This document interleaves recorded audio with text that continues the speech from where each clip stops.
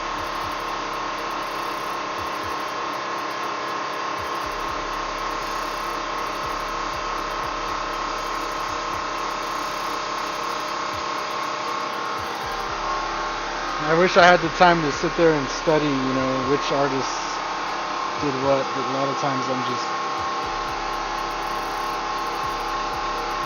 don't have time.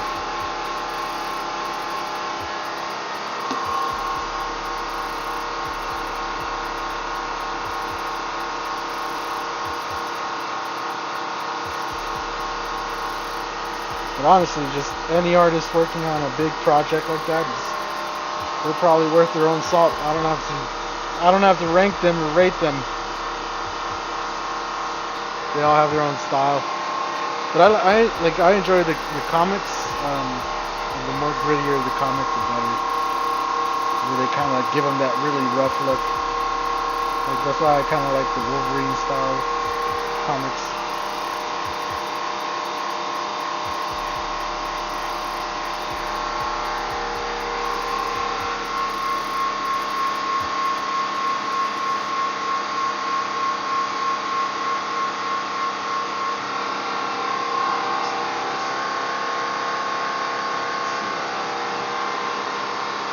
Image on your phone looks like a gym lead. It might be.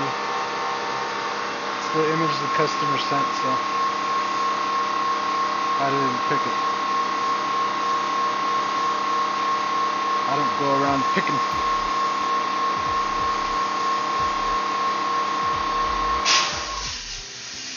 She came in specifically, said, I want this picture. I said, okay, this much. And she said, alright, sounds good. I said, I'll see you in a few days. She said, awesome. Here's the shirt. Walked off.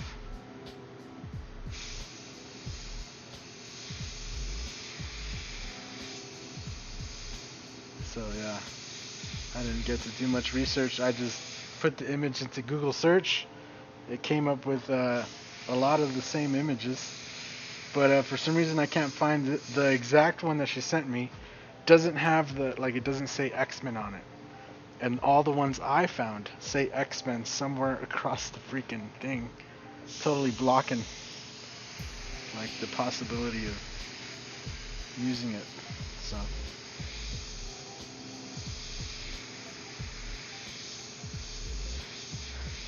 I don't know how that works, but I couldn't find the exact same one that she sent. I don't know how long she spent finding it, but I couldn't find it.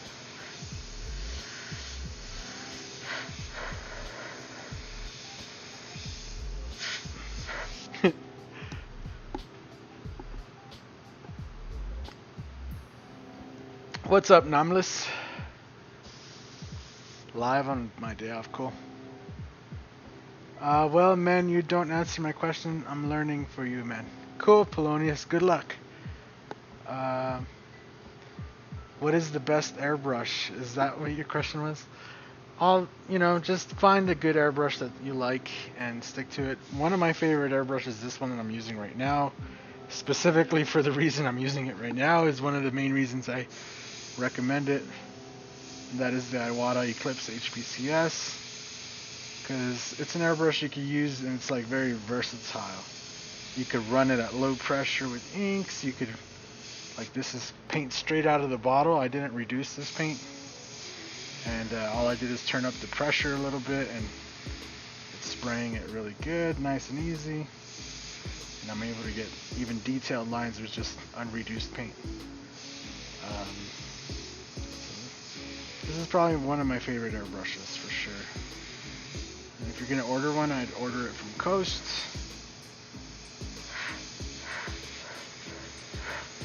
I wouldn't do Amazon or eBay at this point anymore because they be wildin'. Cool. So I think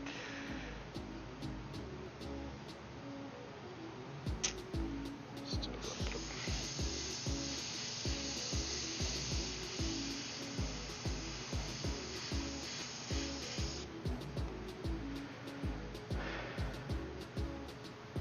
Did you draw a freehand image on the shirt? No, if we use a projector. She wanted this picture specifically, so I'm not trying to change it, do anything.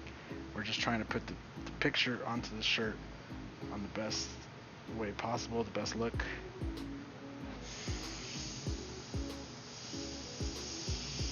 And that is is by just using a projector and then using your artistic skills to draw it in, because a lot of people think, oh, you're gonna sketch it on there and that's it, you're done.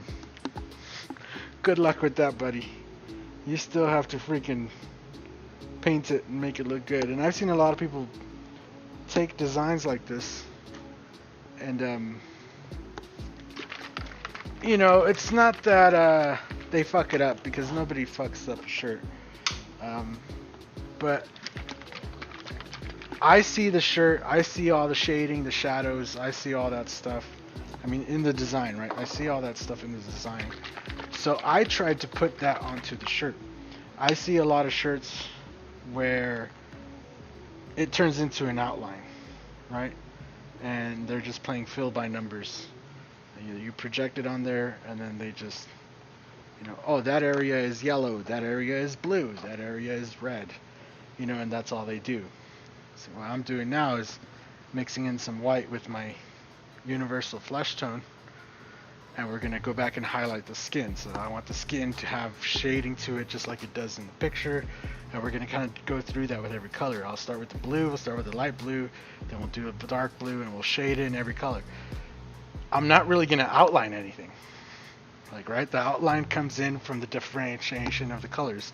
So if there's blue against yellow, I don't need to put a line as long as I keep my edge nice and crisp. If you notice, all the edges on the skin are nice and crisp, right? So that's my way of, I like to, when a customer brings me a design and they're like, I want this onto the shirt, I try to interpret it the way that they sent me the image onto the shirt. Not like, oh yeah, I could get it done for this much and then, you know, whatever. Like, no, even if I agree to do it for cheaper, I think my overall goal always is to get it as close to the reference as I can. So it's kind of what I've always done pretty good with these.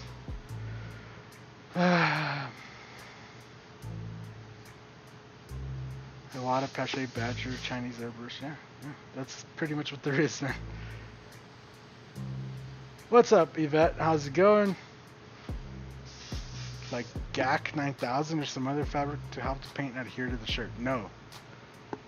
No, you don't need to do that.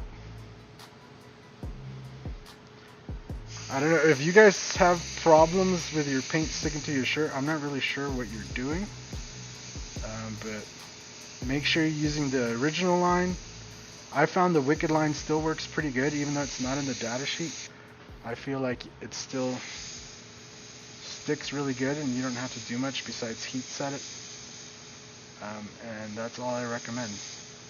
So after I finish this shirt, I'll go and I'll turn on my press.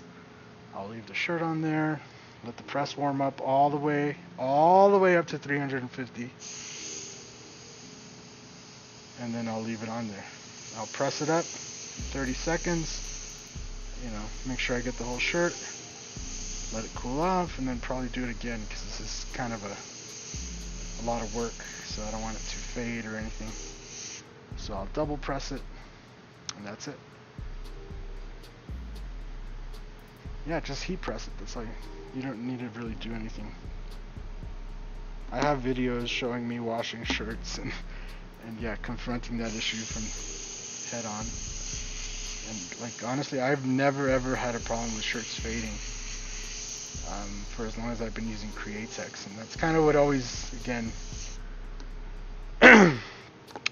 like at one time we were at a market with like at the Mahi market, and there was quite literally 5 or 6 other airbrush artists within the same market. Now this is back in that market's heyday, and it used to have way many more spots than it has now. Nowadays it has an event center attached to it and stuff, so the market size is actually a lot smaller. There's also a lot of buildings now that didn't used to be there, and they kind of try to commercialize the market a whole lot, which is really nice, and they made some nice additions and stuff, but back then it was bigger. There was just a lot more spots, and it was way open. And there was a guy that like literally ran off of CO2 tanks. I myself had like a 200-foot like heavy gauge extension cords so I could set up wherever, like far away from the electrical poles.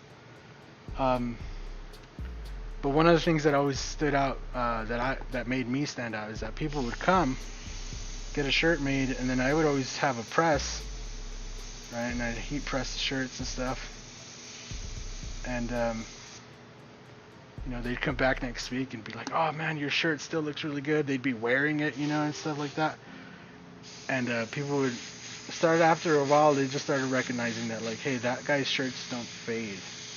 And when you buy it from the other vendors, like, the shirt fades. And that's kind of one of the things that always kind of, why I always did pretty good, is just using the Createx and never resorting to using cheap stuff or just anything else because I felt it would work or it just flowed better or whatever the excuse was. To me, the secret sauce in Createx was always that it stuck really good. Always. Like, that is the secret sauce in Createx. Is you heat press it, boom, that's it. Do you even heat press, bro? Yeah, exactly. That was the thing. Like, back then, when customers would bring in shirts and be like, "Hey, we got this done, but it's faded. Would you mind touching this up?" And then my question would be a lot of times like, "Well, how long ago did you get this done? It doesn't look that old." And they'd be like, "Oh, like last weekend we went over here, or that other guy across the market did it." And I'd be like, "Really?" And so then I'd have to sit there and touch up somebody else's stuff, and that's always fun. But yeah, the secret sauce was always that it just stuck. It stuck really good. It didn't have to do much to it. So I'm just pre-mixing up this detail flush tone. I'm going to add some more white in here first, and then we'll come back with the detail, and then we can switch off to the blue. So I need this last tone to be really bright. Bright skin color.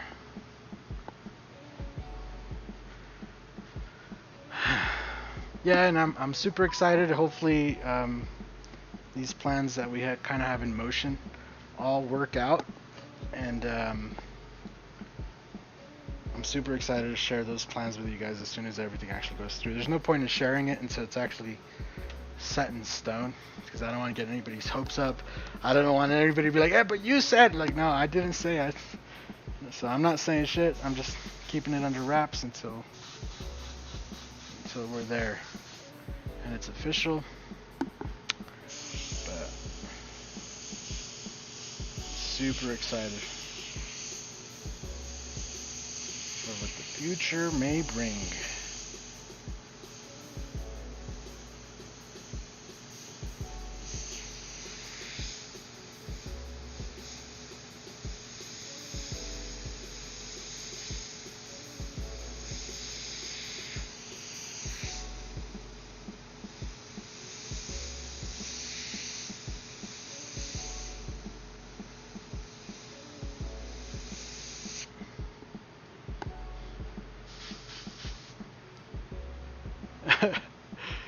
Yeah, that video is still up, so.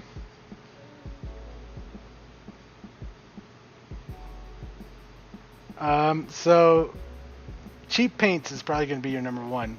I've used an iron with Createx.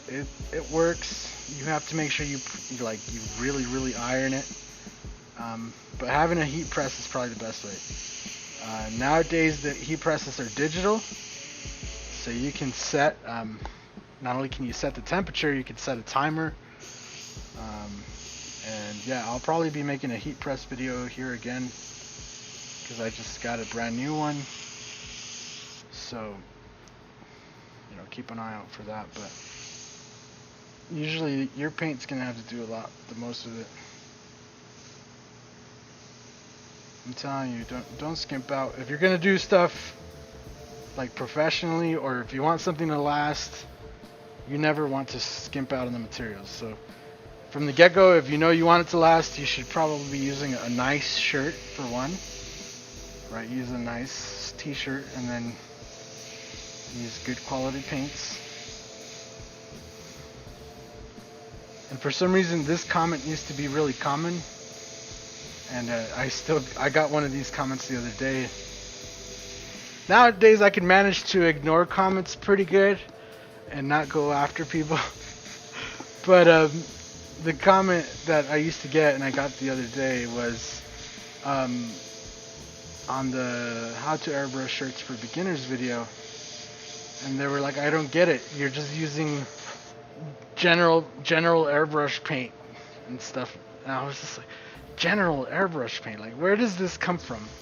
Where Createx has just become like general airbrush paint.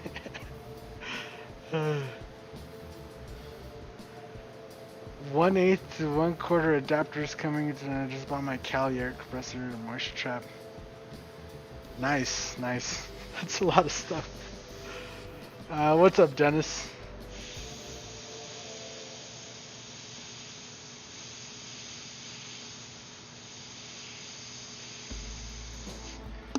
Alrighty. So now I can rinse this out and we'll use the detail flush tone. Cut in the shapes on the faces.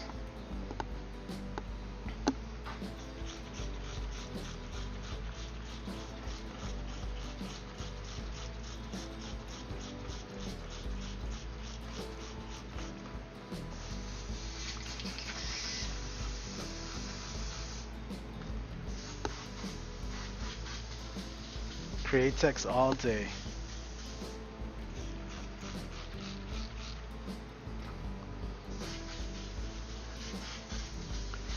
Createx works. Took your advice a while back, and you're right. It stays bold and dark better and longer. Yep. I mean, that's just from experience. Something I said. You know, I've always said since the channel started, it's like I use Createx. I've always said this is because it doesn't fade. You can find it at almost every hobby store. Like you go to Hobby Lobby or something, get yourself some Createx, you're good to go.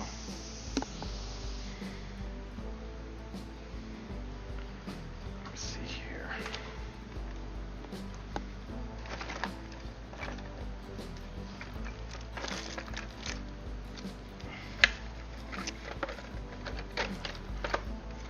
It was just right here. I know it was.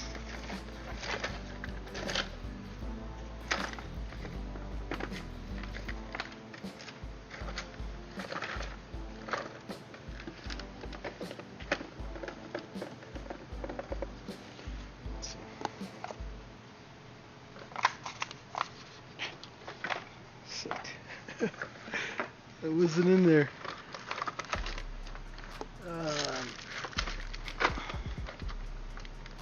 It's not in that one, I know that.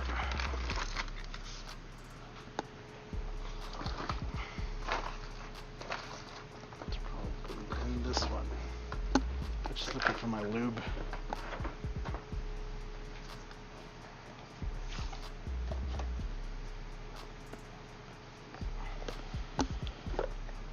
Oh my god, it's not in there. What the shit, bub? What the shit, bub?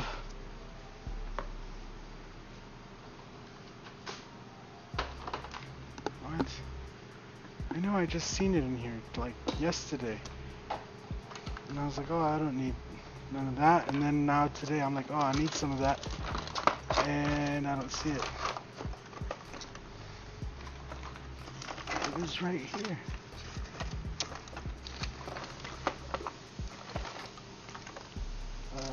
All it needs.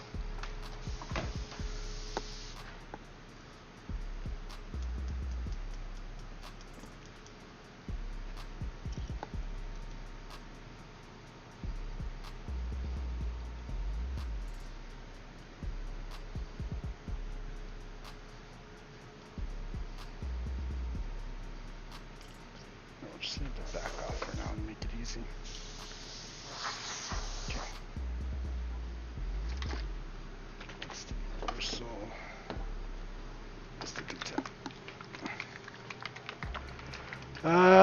Laid up, no work for a few weeks, fractured your heel. Oh, that sucks. Would it be best to wash a shirt prior to airbrushing it? It depends. I usually don't. If it's a brand new like cotton or like 50-50 shirt, I feel like they're okay. People in the chat have always said, or have not always said, but have come on and said that they pre-wash their shirts. I don't know. I know for me it doesn't seem to make a difference. I know after you wash them, they seem to be more nappy, you know, so that might lead to why also people come in and say that, you know, you gotta pre-press the shirt. So if you're pre-washing a shirt and then it's nappy, you know, then you gotta pre-press it.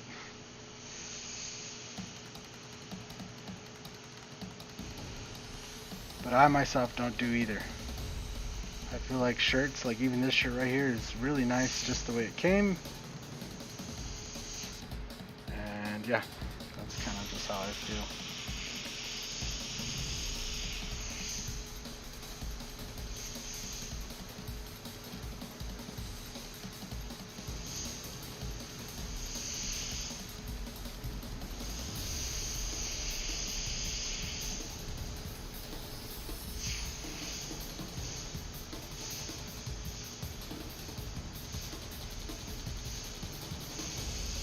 I guess it doesn't hurt either way. If you want to wash it, if you feel like you need to wash it, it doesn't hurt.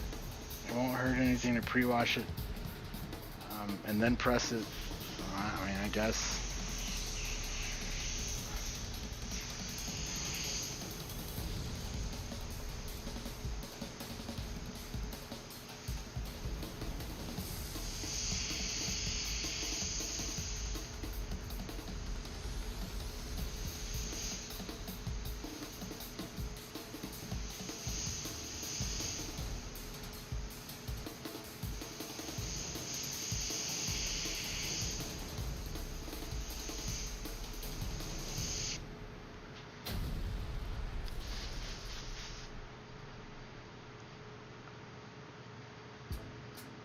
They don't take the paint as well after a wash.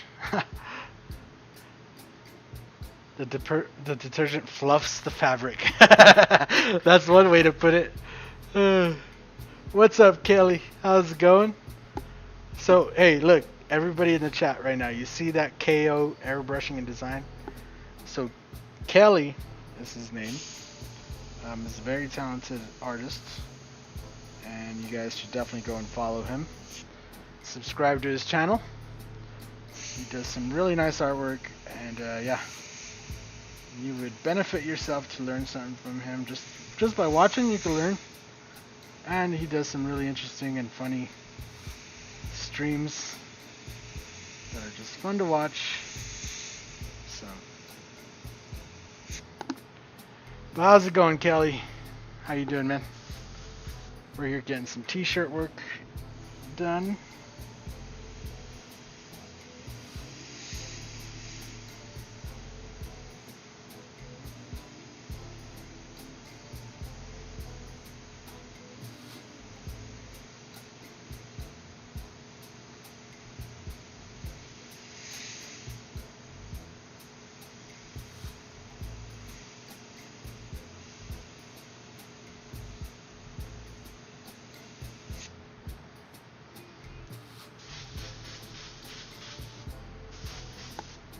Can he post his link? Yeah, I think if he posts it, I could approve it. So, thanks, Kelly. But I mean, all you gotta do is go and subscribe to him.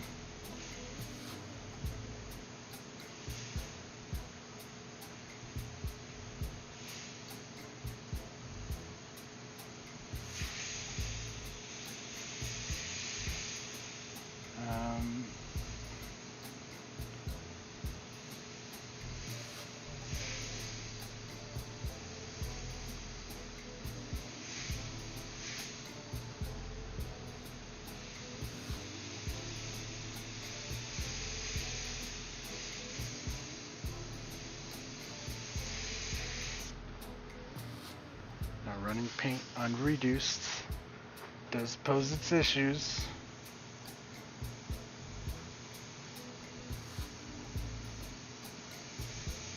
you don't always get the cleanest, finest lines. But I always feel like on a shirt, all you have to do is make sure you get a line. And then you can always kind of go back and reiterate. I wish the stuff from my Badgers would have came in, honestly. But I placed an order. We'll see when they ship it out. I haven't got a notification about shipped or nothing, so to wait for all my parts to come in.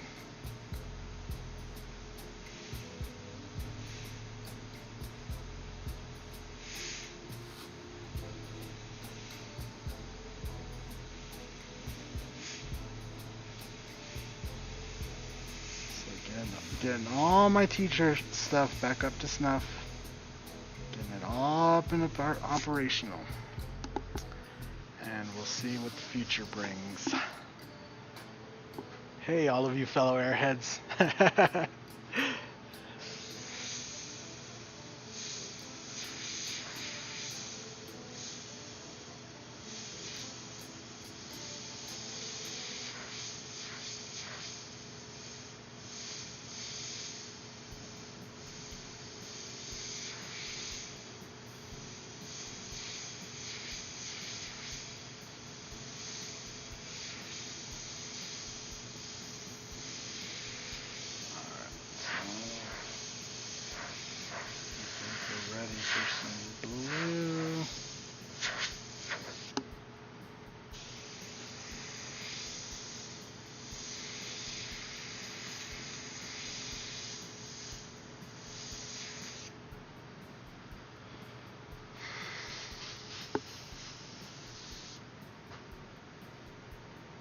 Blue? Are we ready for blue? I think we're ready for blue. We're ready for blue. Let's rinse this out.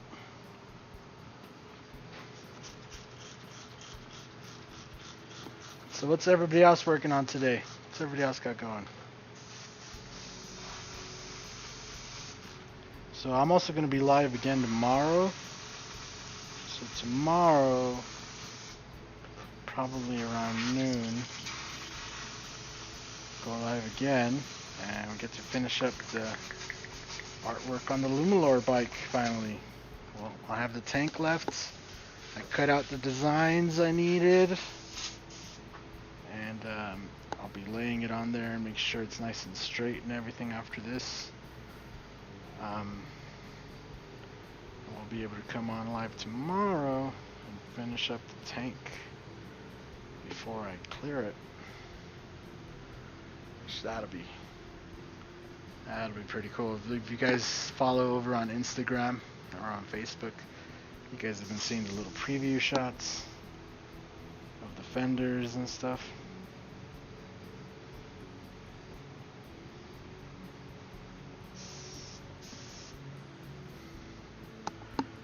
Yeah, that's crap that lube is not there.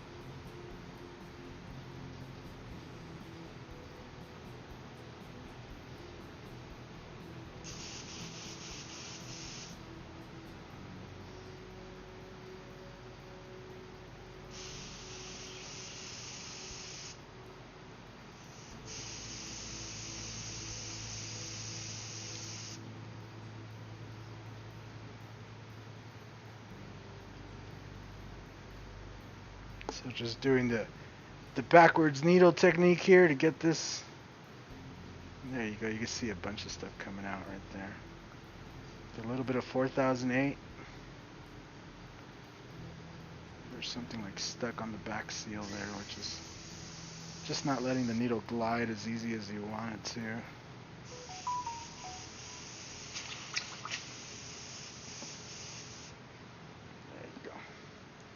There you go, my friend. That's very nice. Let's put the back on.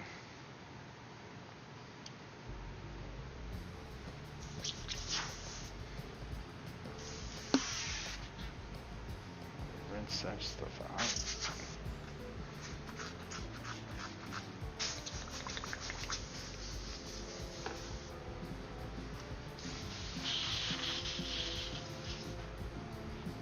Brazilian, like your work. Right on. Cool, Gildo.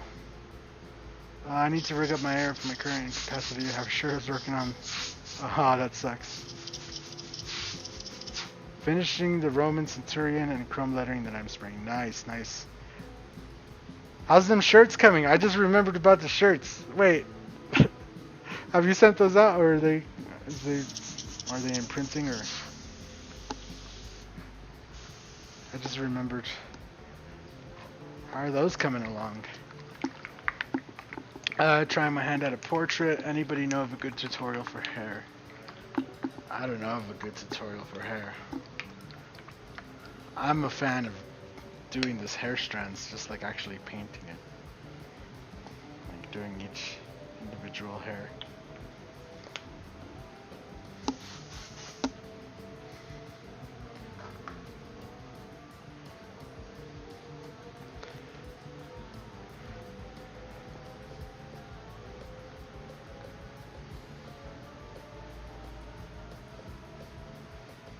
For a bike handlebar, just to put a team logo on candy black. Cool. Should be here from the printer hopefully Friday. Nice, nice. Yes. One step closer. That's awesome, man. I can't wait to have it in my hands. Alright, phone time again. Pull this out. Clear notifications, and we're off to the races.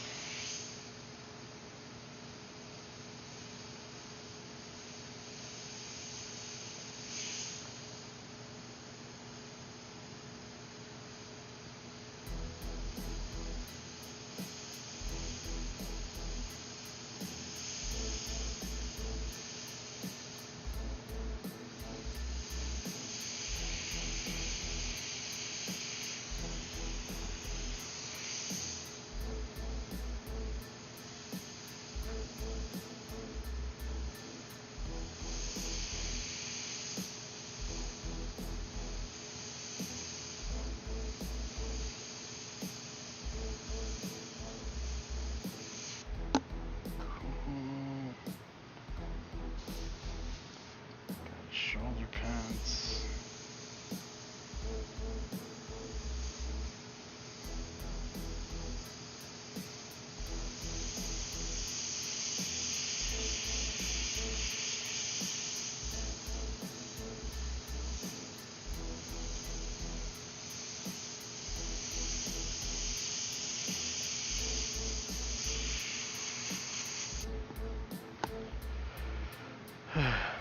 What kind of hair? What's up, Brushstrokes? How's it going? Just hair in general sucks. Oh no, just hair in general. Strands, curly, shady. Okay, I thought it said just in general hair sucks. That's like just do a YouTube search for rendering hair. There are lots of good ones. Yeah, that's the best way to find out. The thing is that if you know of the good one already, you know that's what he's asking about.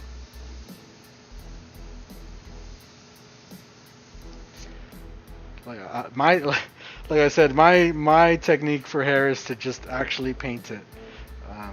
So that might not be the response that you want to hear if you're trying to learn how to do it.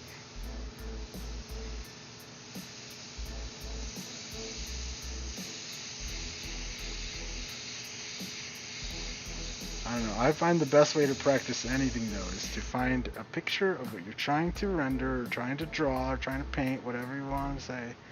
Find a good picture of it and start off in a corner of it,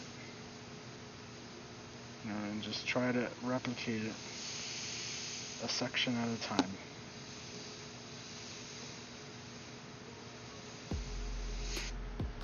And That's what I would say works pretty good most of the time for learning something.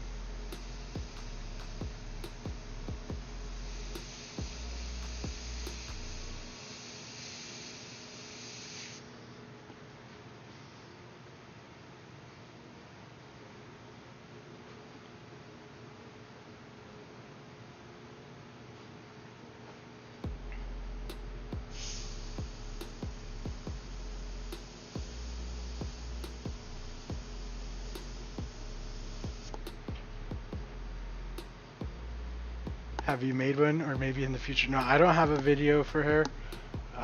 Maybe in the future, if I find a good technique that I could easily pass on to somebody else.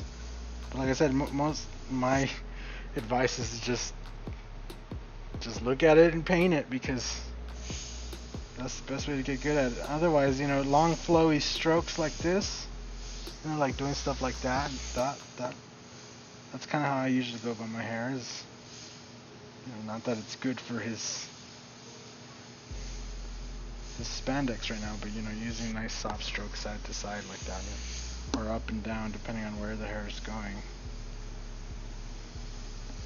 So there's just so much involved with hair. And you could like kind of stack it too, and then create shading with it. And pretty much what I'm saying is good luck to you, sir.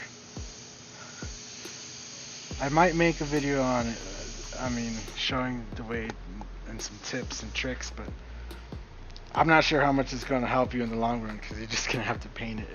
You're going to have to be good at painting.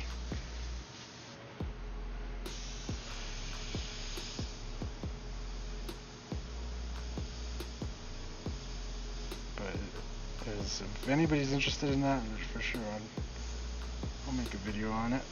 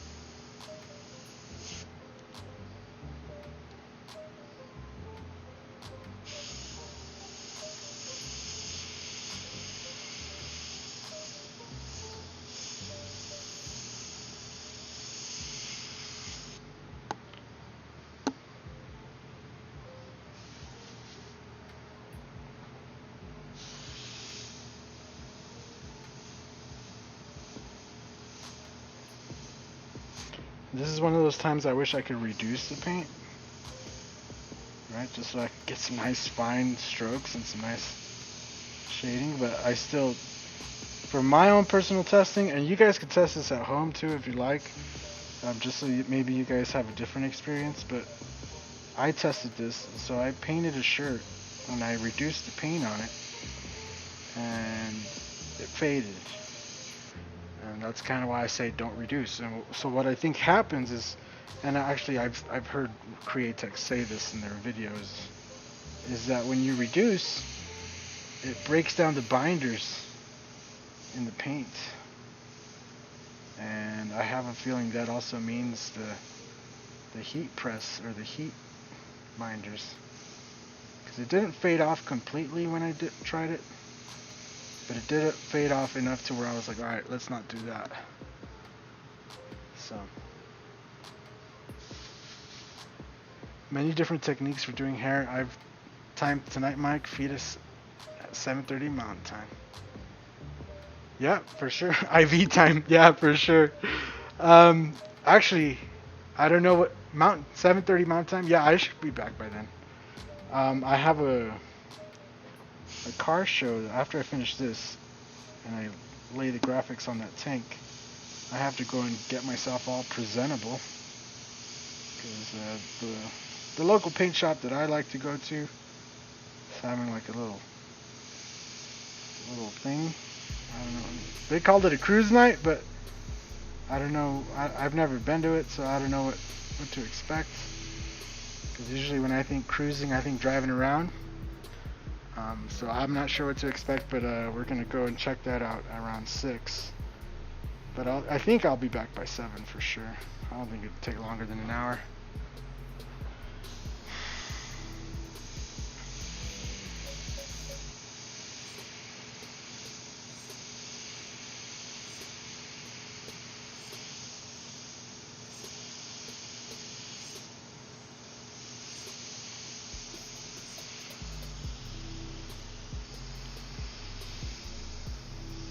So I'll try to catch it for sure. I know everybody has been sharing it out and going crazy. And I've always been like busy with something lately this week. I've been just trying to go ham, setting stuff up. So I haven't been able to join on too many people's live streams.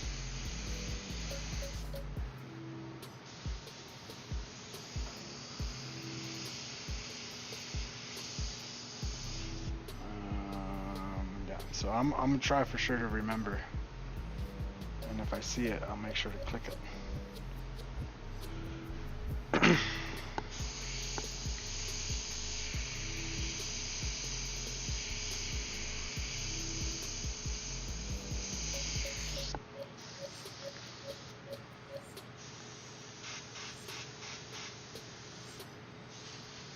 Right on, Franz. We'll see you later.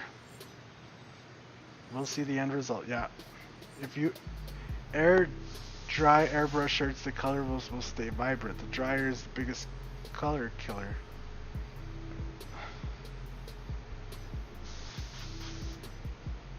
I've never had a problem with running my airbrush shirts through the dryer. As long as I've heat pressed the shirt,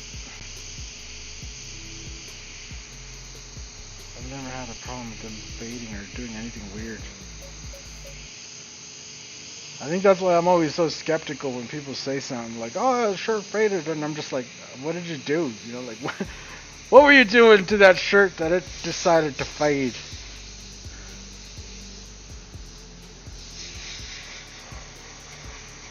Like, I just know I use Createx. Always use Createx. The original line, if you can. Wicked Colors works as a good second. And then heat press it 350 degrees, 30 seconds twice. You don't have to lay a sealer over it. You don't have to do anything extra. Just that's literally the steps. And I've had really good results with shirts just lasting forever. Customers just having their shirts. I've watched kids grow up with their shirts. That's something that hit me the other day. I was like, oh shit, that person's grown now. Look at him, still has his shirt.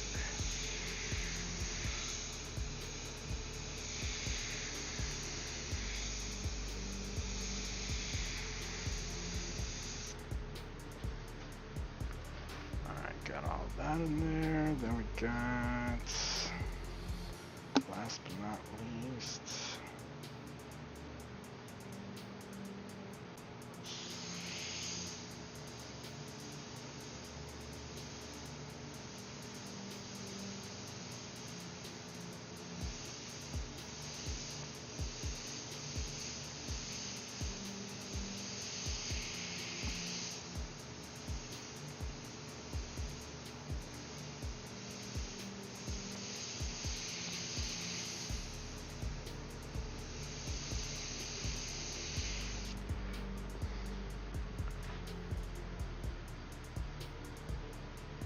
the paint comes off with the lint from them. I mean, that's, I guess. But that's not really the paint fading or anything. That's the shirt falling apart.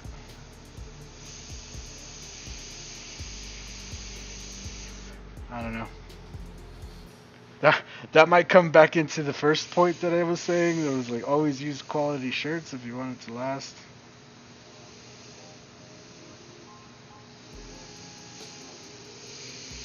So I always noticed, like,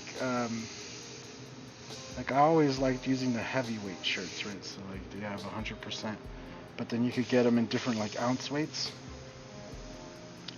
And I always noticed that the heavier the weight, obviously not only how longer it lasted, but the less like fray that it generated, so it wouldn't like lint off as much, I guess. And those are the customers that still have their shirts to today.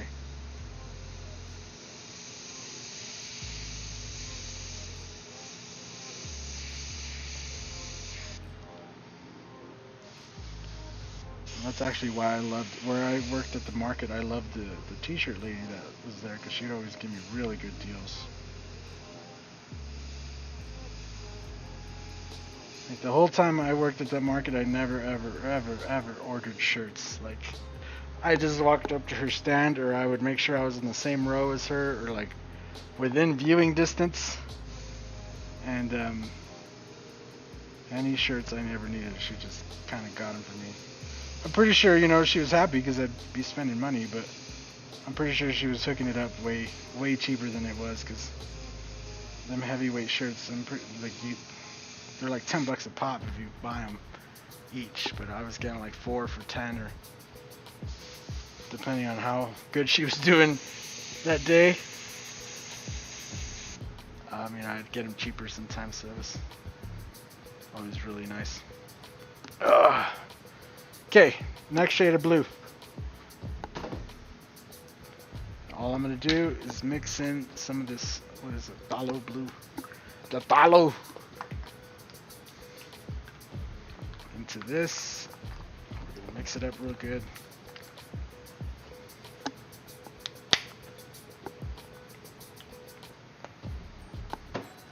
And we'll lay our second tone in there. If I can remember where the magical cap went that I just had. I know I took it off, and I grabbed the paint right here, and the magical cap is gone. What did I do with it? This is not it right here. That won't fit. Or is this it? What is it? What am I talking about?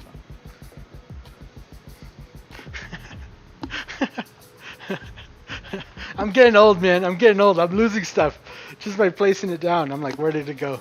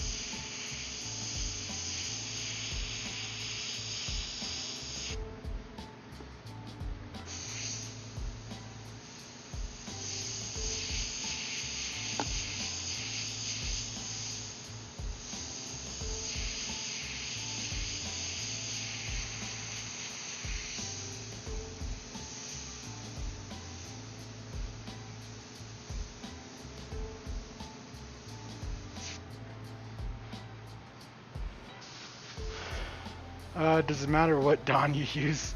I don't think it'll matter.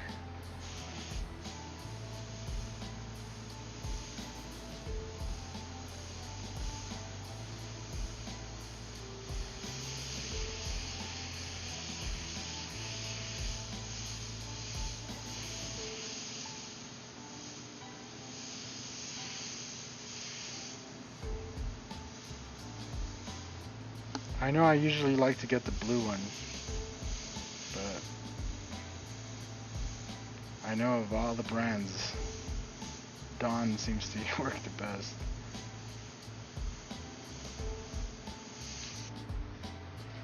Just for a quick clean out, nothing serious.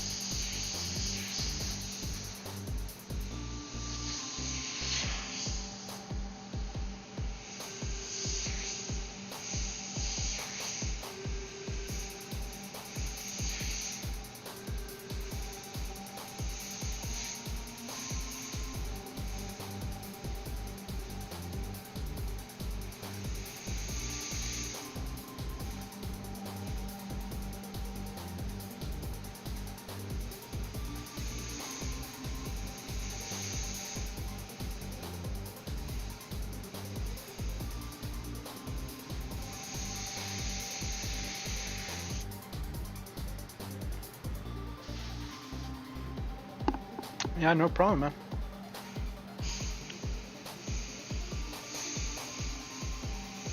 Just remember, it is only for a quick clean out, not for like a thorough cleaning or anything like that.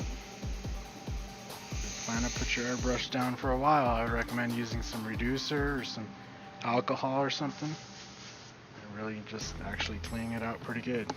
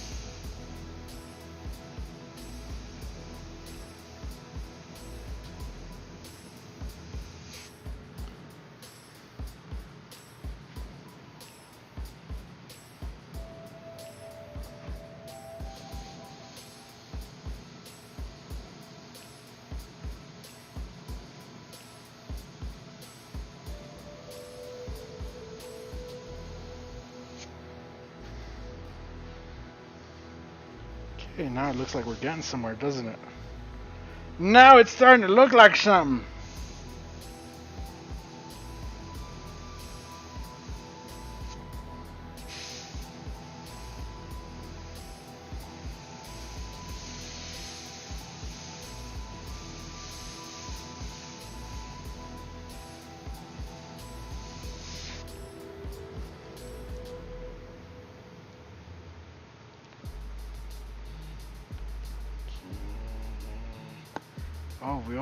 Oh, we totally forgot about Beast over here. Beast is blue. Why aren't we coloring Beast, you guys?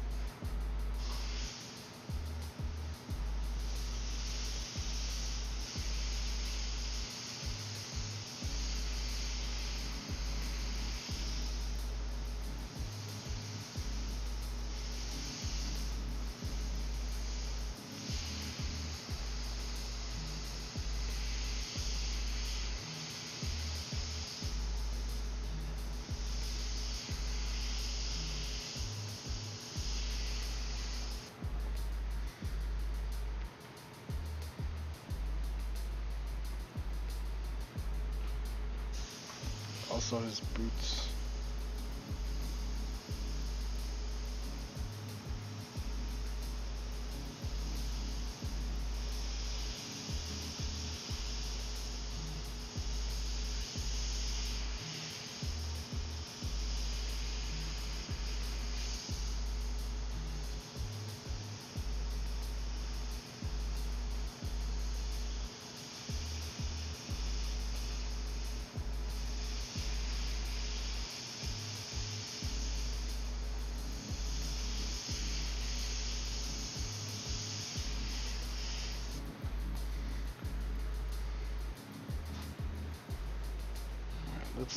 Let's get Gambit's stuff in there, and then we can move on.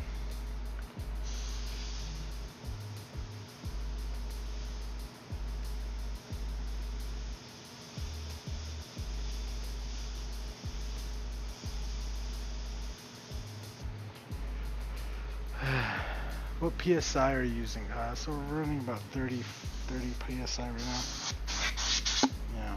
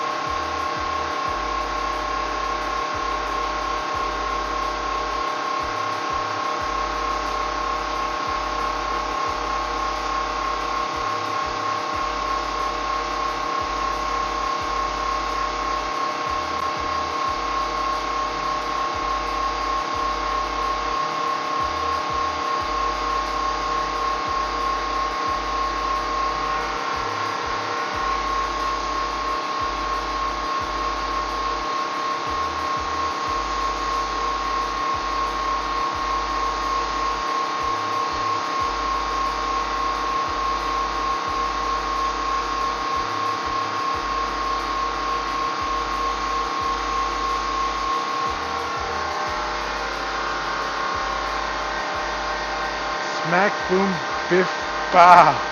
Wait, that is Batman and Robin. You need Nightcrawler. Yeah.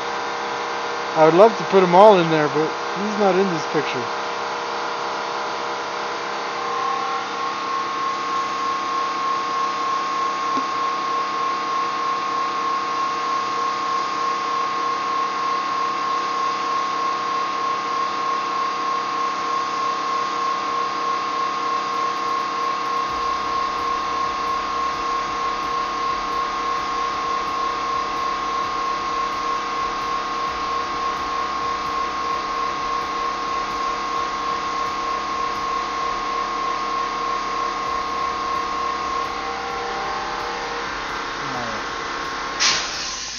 Let me grab me chair, and we could do Mr. Beast over here.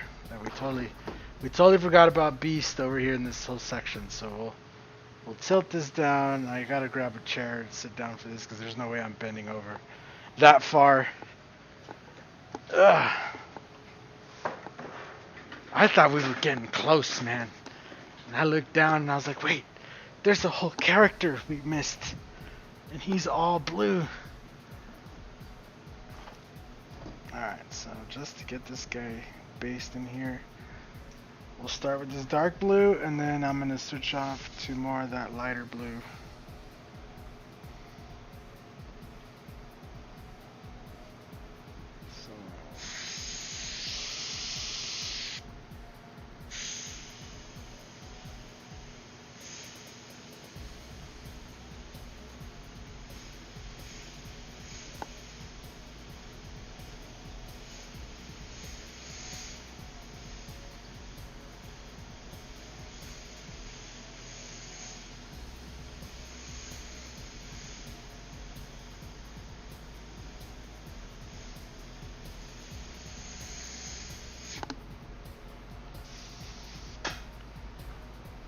Heard 30 psi doesn't give good results.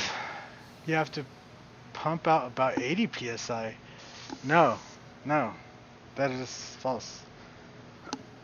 Usually the most I'll go on a shirt is about 40, 45. The reason I don't like going higher, I shouldn't say you shouldn't, because you can do whatever the fuck you want, I guess, but from my experience, you don't want to go any higher than that, because not only are you pumping more air, but you're just pushing your paint directly through the shirt into the board, right? And the goal is to kind of cover the fabric, not to just push it all the way in. That doesn't make any sense. I'm using a 0.35 millimeter needle right now with 30 psi. And if real life doing it, watching it in real life is not enough for you, then I don't know what to tell you. But if you heard it from somebody, you know, oh, you should use 80 psi, but they don't have a video or anything to show themselves using 80 psi, all they are is dust in the wind, dust in the wind. All they are is dust in the wind.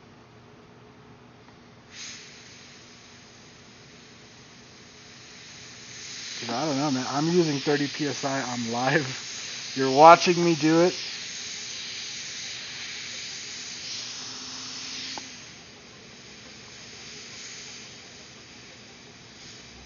Now, I have done that in the past. I'm not going to sit here and pretend like I'm not guilty of that.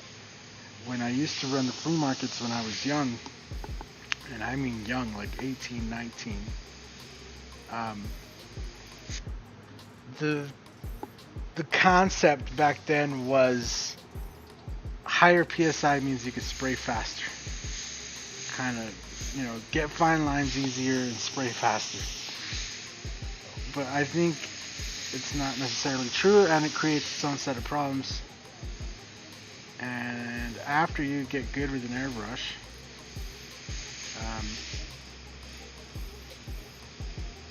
there's no way around time. Right? So if you want something to look good, it's gonna take time, because you're gonna have to dedicate some time to making it look good. And what was really happening, instead of, you know, it was not the PSI that was helping me get better and faster, it was my own experience. The fact that I was painting, you know, 20, 30, 40 shirts in every few hours, you know, that's what was helping. It was not the PSI. It was, you know, not really the paint. You know, the fact that everything was always consistent was the main factor. And if I could go back and slap myself, I probably would, and I would just be like, keep the PSI at 40, stop fucking with it, and get good at painting, scrub. That's what I would tell myself if I could go back now. So yeah. 40 PSI should be the highest you need, really. Yeah. 20 PSI or under, yes sir. If you're doing any kind of fine artwork, or like you're reducing, if you start reducing paint, you're going to want to go with 30 PSI and lower, like lower than 30. As soon as you add a reducer, like you're going to want to lower that PSI. Whether you're working with Createx, enamels, whatever, it doesn't matter. You're going to want that PSI lower. Right now I'm running the paint unreduced. Right, this is paint straight out of the bottle. You guys have been watching me just pour it in here, shake it up, and no reducer, no special pizzazz, nothing like that. Again, the reason I'm not reducing is to not break down the binders in the paint, so when I press this, it stays nice and sharp, and the design will last a lifetime, probably longer than this shirt, even though this is a pretty good quality shirt. I just don't know about the sleeves. The sleeves look really flimsy on this shirt. I'll show you guys when we're finished. But yeah, like I was guilty. I was guilty of that same thing. But now, from experience, I could tell you, don't do that. And if I could go back and slap myself, I'm telling you, I would. I'd go back and I'd just keep it at 40 and get good at painting, scrub.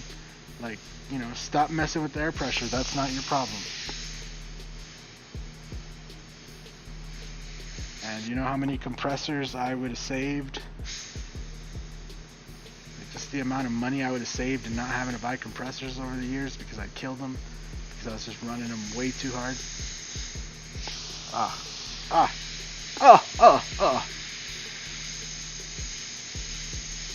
So yeah, take it from experience. What's up, Wicked Insanity? What's up, Loving It All Day? How's it going? Highlighting the outline, yeah, I mean, yeah. I just, you know, when it comes to PSI, it's all preference really, and it's going to depend on a lot on what you're painting and how much reduction you're doing. But 80 just sounds kind of extreme for everything.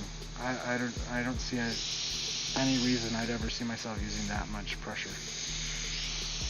Especially if what I want, if what I'm after is control, that's the reverse of what I would want.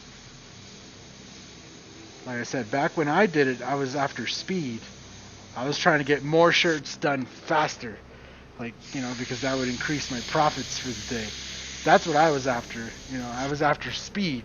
So that's kind of why I thought more pressure, and then I could spray lines faster and they won't get as choppy, or they won't, you know, that was my fucking thing. But I really don't think it helped any. And like I said, you'll end up pushing your paint through to the board instead of it landing on the fabric, which is kind of what you want. But you know, you do you. I'm not gonna say no. Every time I tell somebody no, I'm the one that ends up being the asshole. So,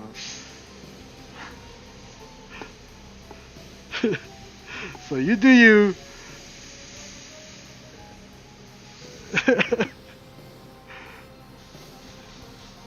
The well-needed rain is falling here. Right on, good.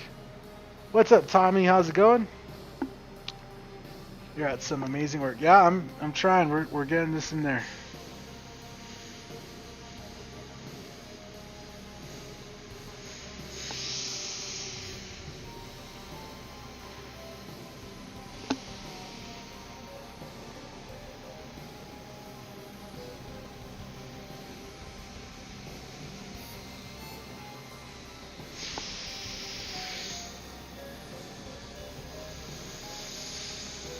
What is with this soundtrack? This is like that soundtrack. What is this? It is like a haunted house or something. For one stroke script, fast and thick. I mean, I guess. I watched the course on Luminor, Mike. What a cool deal. Yeah, I mean, yeah, Luminor is awesome. I don't know, if you feel confident you could learn it off of a video, I mean, by all means try it. But don't come here asking questions, because I'm not going to have any answers for you.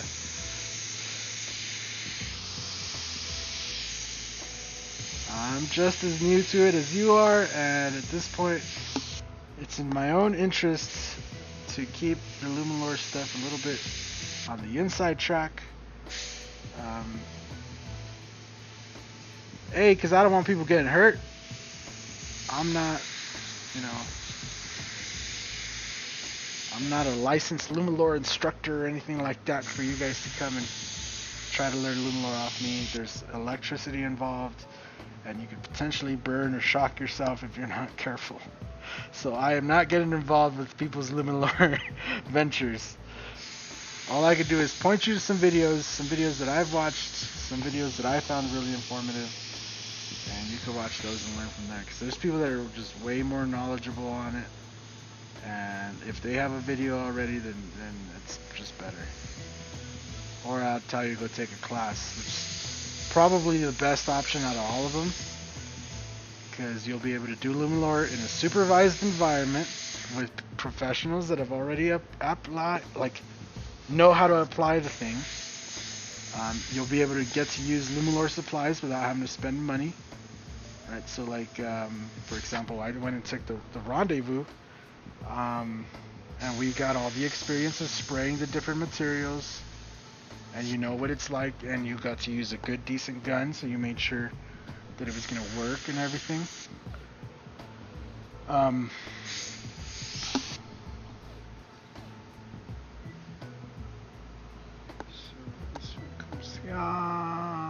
Okay.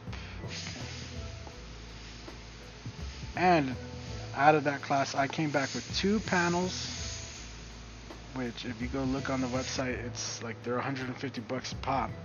So I basically walked off with $300, and then all the experience and everything. And yeah, I didn't hurt myself. I didn't manage to burn the garage down or anything like that trying to fuck around with some electricity, which is quite a possibility, okay?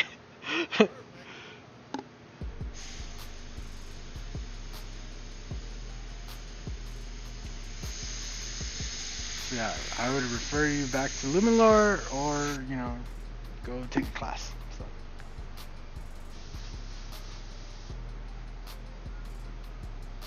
3 to 5 inches of rain, nice.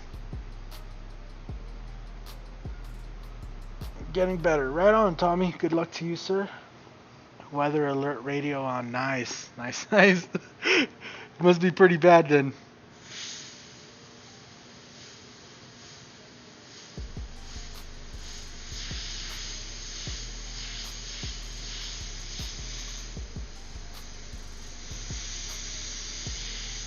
Yeah, so if you're interested in Luminor, you know, just know up front that you were not going to get any Luminor application videos directly on my YouTube channel. Now, if it ever comes and happens that I like work with Luminor and they, you know, or, you know, we work with a company that we apply it or something, it might appear on that company's channel. Like I said, I don't want my channel involved in anything like that, so.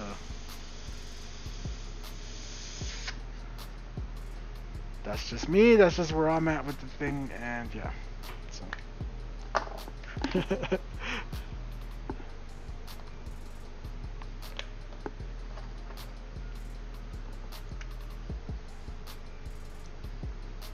I just added in some whites.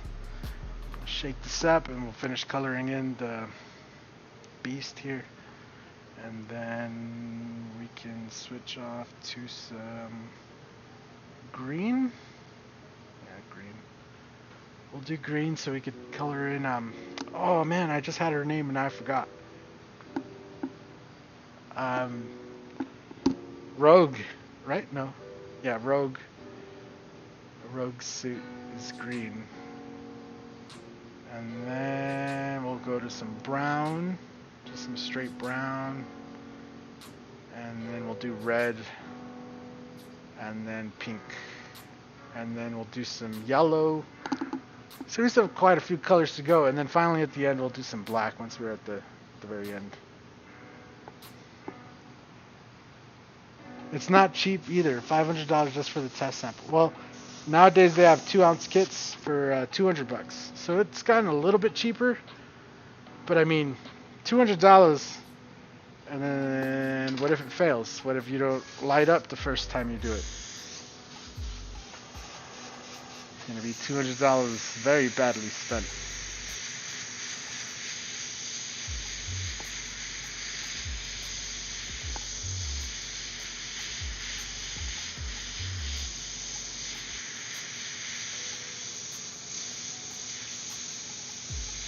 There is a little bit of technicality involved in it and everything. I don't know. Yeah, I just try Luminor at your own risk.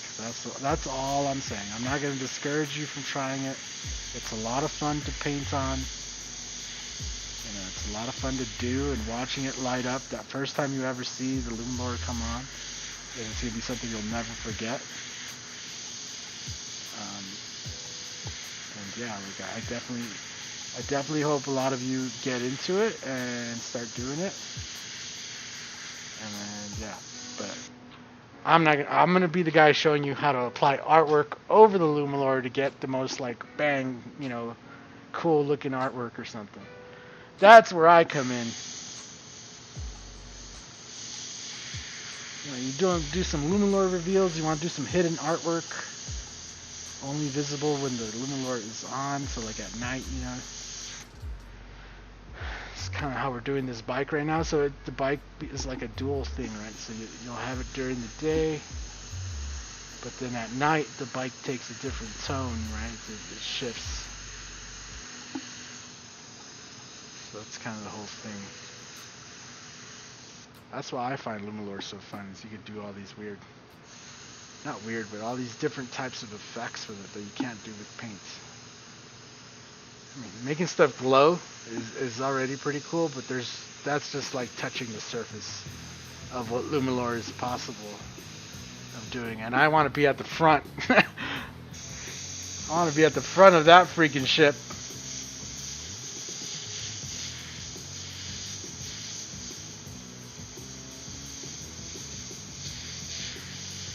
The next thing I want to buy from Luminor is I obviously need to buy a bit more supplies, more material, but I want to buy one of the big inverters. So they have different size inverters, and just for here, for my own painting and testing and stuff, I want to buy one of the big ones so I can see how bright I can get the panels. Like, does it matter?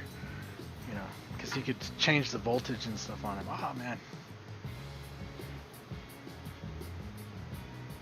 Have you ever worked with heat reactive paints? Think they change color or something? They go transparent. Yeah, I've done videos.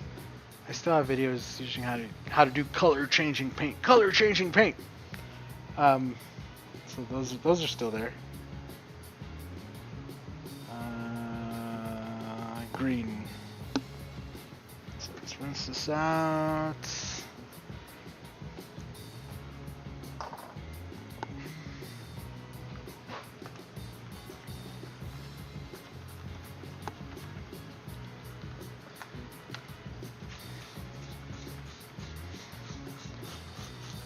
Never used Luminor, never had anyone ask me to do it. You know how to do it though?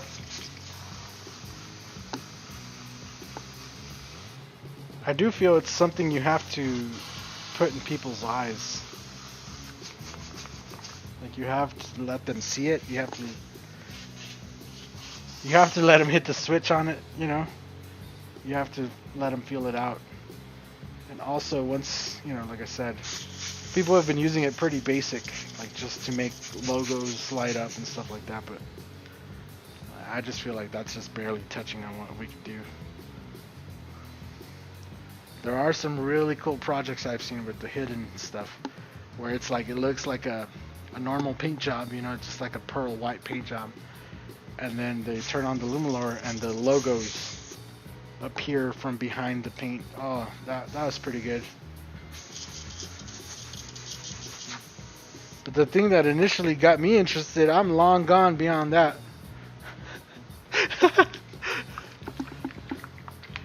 You know how to do it? Nice. Yeah, I don't know. That's kind of why I'm making test panels and stuff. And I made one for the local shop and stuff, and we have this bike to promote and stuff. And already, just like in the Facebook posts and stuff, people have taken an interest. I've had a few people already message about it and start saying they're going to start saving up for it. So definitely something, I think, because it's new, right? Like, it's I don't and people don't understand it.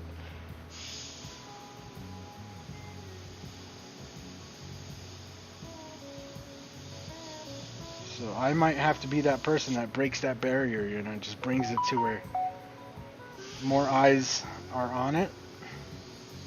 So then more people, it generates more of a buzz and more people want it. More people learn how to do it, and then it becomes just, you know, then it's just everywhere.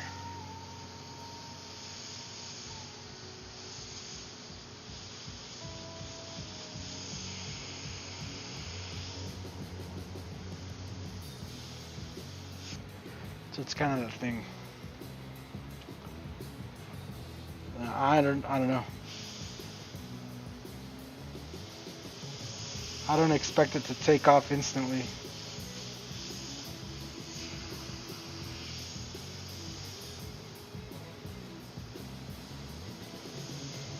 But I could see myself landing 1 or 2 projects a year just because of Luminor. Maybe more depending on how well the first projects come out.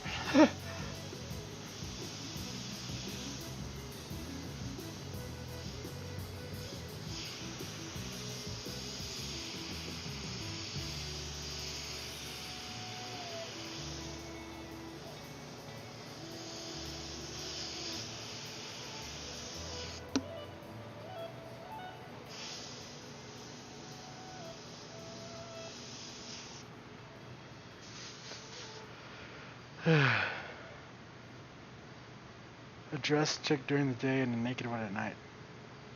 The funniest paint has color changing paint and pearls for me. Was not has. What? The funniest paint has color changing paint and pearls. Oh, the funnest, not the funniest. The funnest paint. Yeah, I don't know.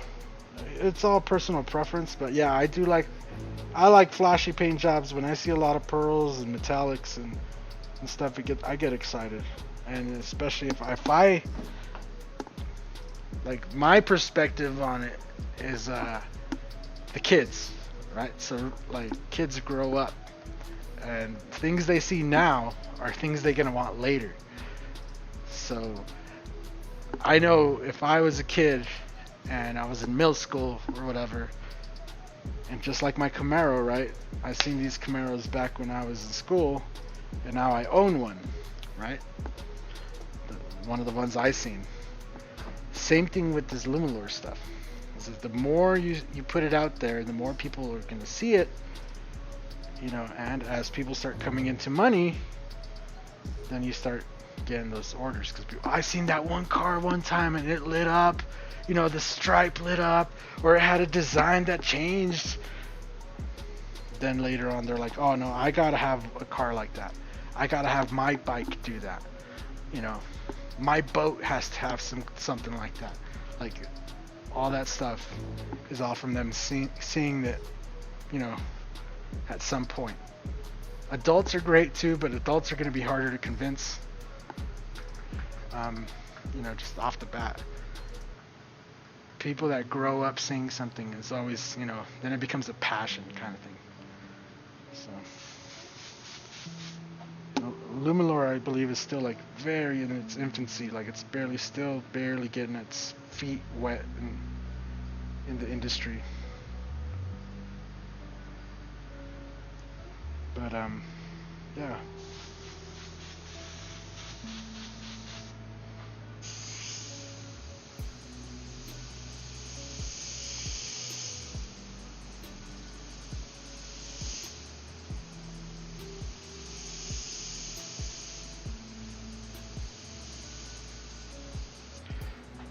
And yeah, it's that whole thing where I know Luminor has existed for so long, but in all my car show going and all my stuff I've done, you know how many Luminor projects I've seen in person? 0. I see the videos, I know they're out there, but they're not anywhere where they need to be, right? So the best Luminor projects are going to be out there in the view of the project, in the view of the people. That's where they're going to do the most good. So.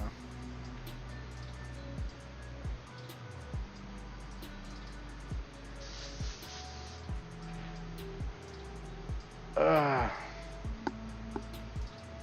Thinning and air pressure, yeah. The Talon is my dream brush. I may eventually. What do you guys think of the passion? I'm having issues with it as a beginner. Yeah. The Talon's an okay brush. What I would recommend is adjusting. See this front piece right here? Right, the front piece. On your Talon's gonna be a little bit different. But it's gonna sound crazy, but just play with how tight that is. And find the sweet spot. Kind of mark it off. So you could have that sweet spot marked off. And it might help solve some of your issues there. That's what I found when I used mine, is that kind of that front.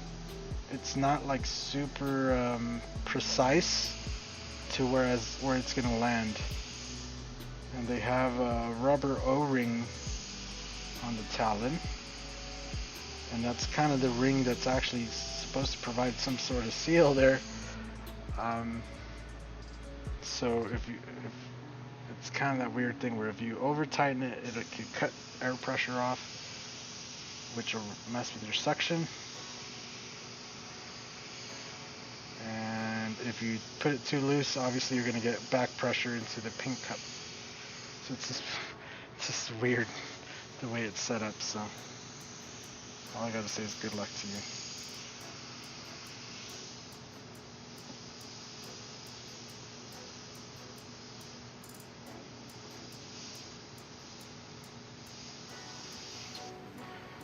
Because, like, I don't know, most airbrushes, you tighten it down, it's snug, boom, that's it.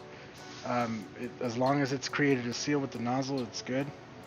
The Paches is the Talon, and what was the other one called? The black one? It's called the Vision. Those pieces have to be adjusted properly, otherwise you get a weird paint flow. So.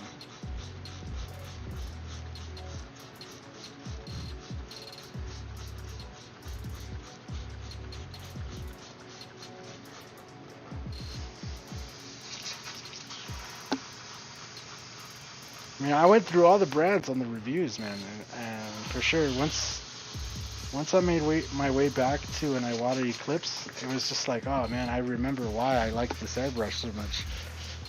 Just having to like finicky around with some of the other ones, it's just like, whoa.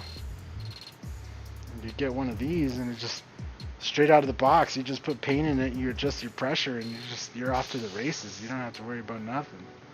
You just keep it clean. Alrighty. So yeah, I love Iwatas. I'm still gonna keep looking at other brands and reviewing the other brands for sure. But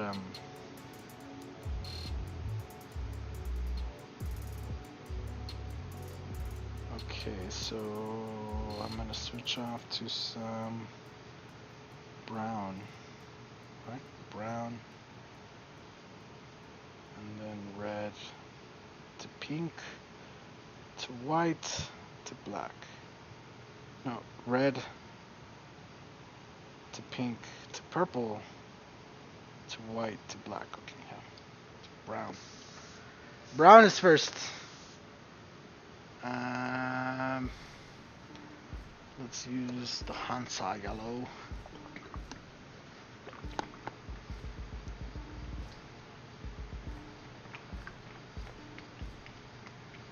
Till you get your computer fixed proper.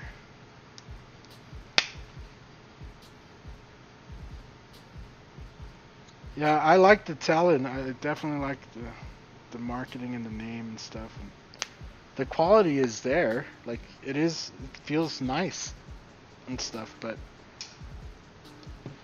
with nowadays, with how precise the CNC machines and stuff, I feel like they could get that problem fixed in no time, and it shouldn't be that big of a deal for them to just properly adjust the mill to only mill out to where it's going to land perfectly with the nozzle, you know? I mean, sounds easy enough to me. I'm sure it's a guy that knows how to run the CNC machine probably. Yeah, we just freaking, instead of cutting it back so much, we just, actually measure with a macronometer. See how far actually we need it back. Only mill out to there. Then have the O-ring kind of as backup instead of as a direct freaking seal. I don't know, man. I'm not an airbrush manufacturer. I don't know how easy or how not easy it can be, but to me, in my head, it sounds like it'd be pretty easy. Let me throw some of this in here.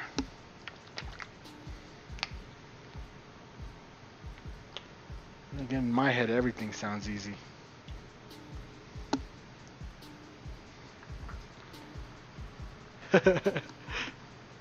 Seven Iwatas in your arsenal. Yeah, my Iwata arsenal is starting to grow now too. I have my Badger Anthems here, and I ordered all new parts. I have my extra one up here. All my Pachets are up there. The Air Cobras over here. And yeah, I don't know. Right now, I'm just grateful that I do have all these airbrushes, and I'm able to just kind of test them all out and have them. Especially with hopefully the announcement that'll be coming in a week or two. If everything works out.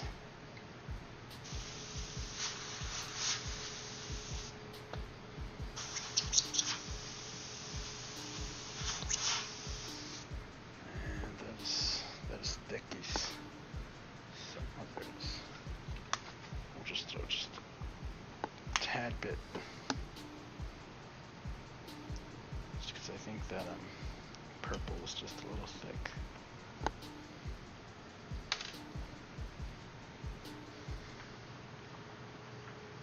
Your patchers just get used for painting model kits. Yeah, mine only get used for painting the shirts.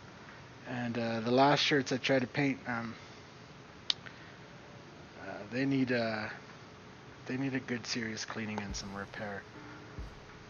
After I was looking at them yesterday, like one of the nozzles has a little crack in it, one of the needles has a bend, and yeah, I don't know, they just need some love. I need to show them some more love. I always just kind of use them, rinse them out, leave them.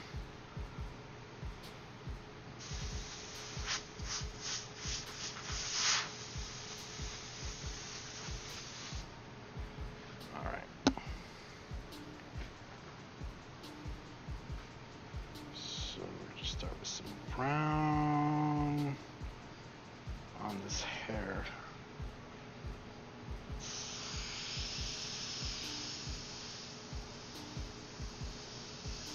First she has her coat right here, so.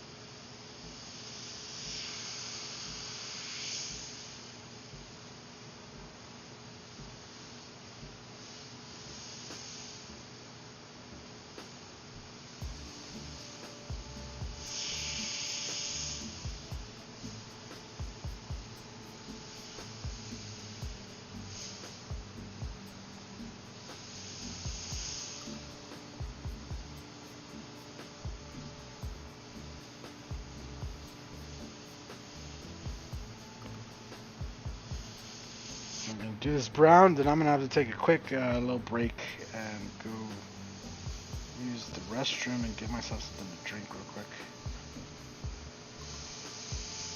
Which means I got to go in the house.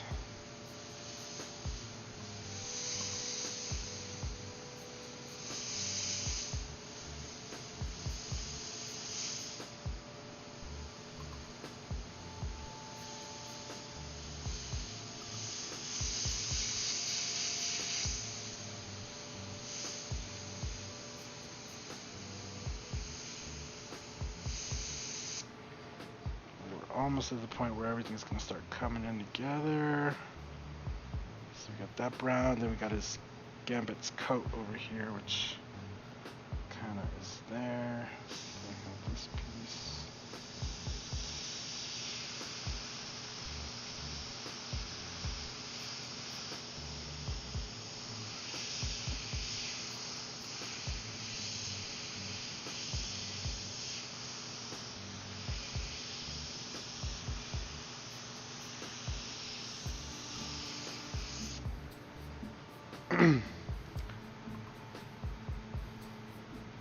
I just love, bro.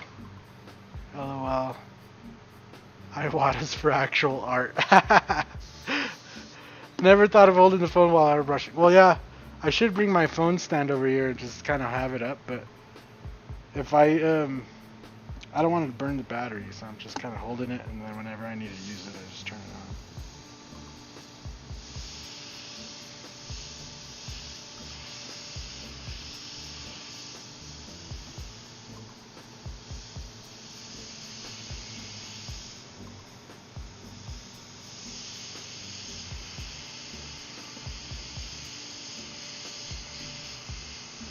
Yeah, always keep your reference close to where you're working, because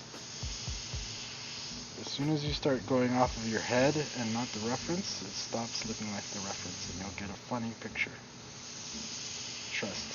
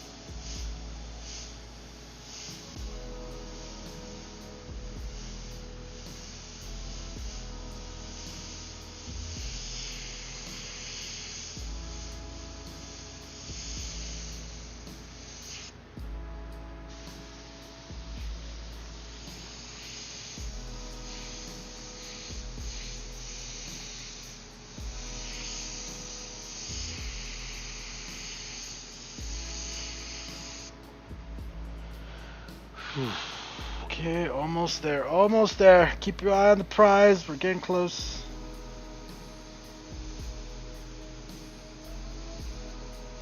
Gotta go use the restroom, but I'm just trying to finish up this brown.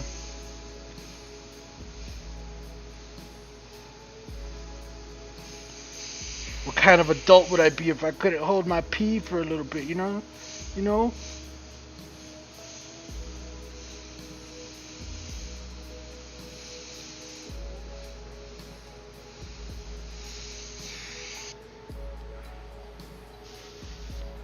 Alrighty, get that in there.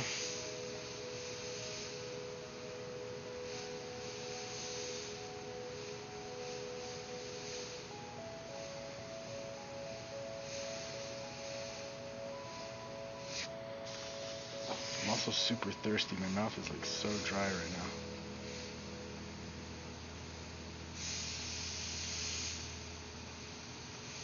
Dry.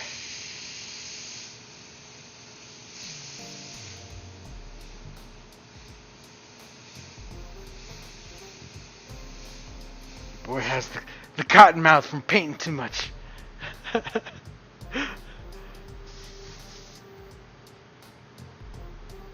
What is your PSI at? Right now it's at like 30.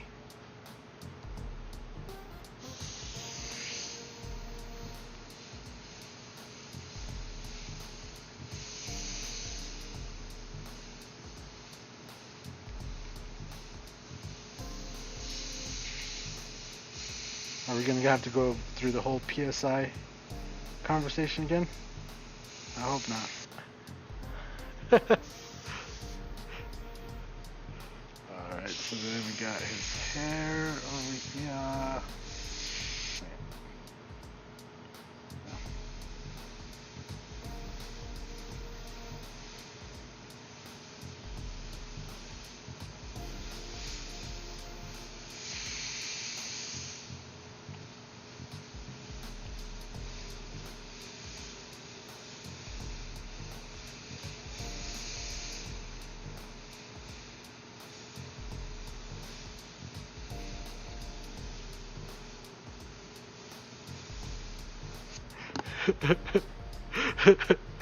oh, guys, I like how nobody says nothing about the camera angle. We went that whole time. How long have I been airbrushing? You guys freaking not even gonna say something. See how you guys are? See how you are? I thought I was slacking. It's you guys. Get it in focus. I'm over here painting. You guys can't even see what I'm working on.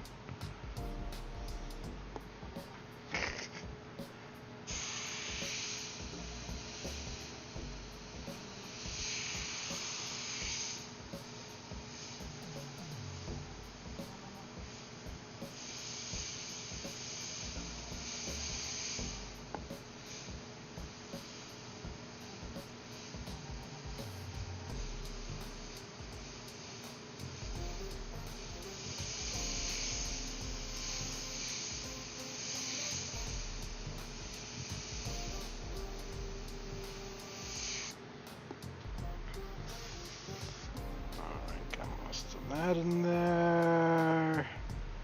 Got her leg and got her that. Okay. Alright, so this chick has like golden orange hair, but she has brown eyebrows.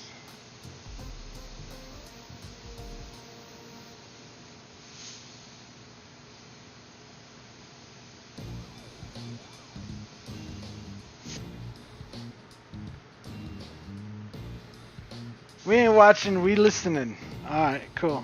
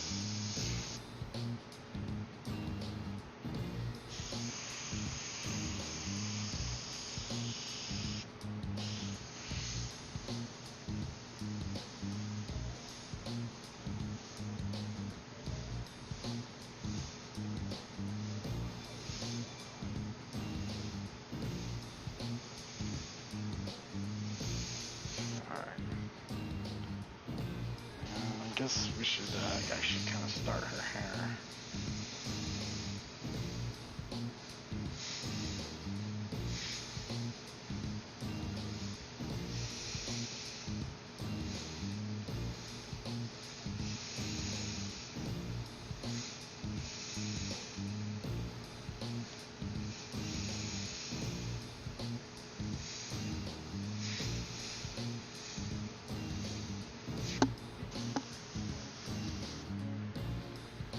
Cup size is off.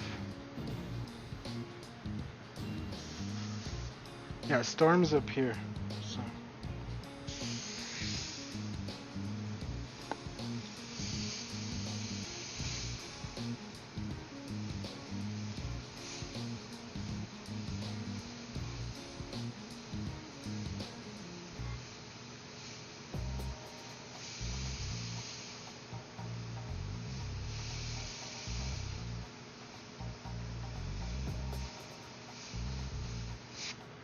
There you go. And actually, before we get going, should come over here.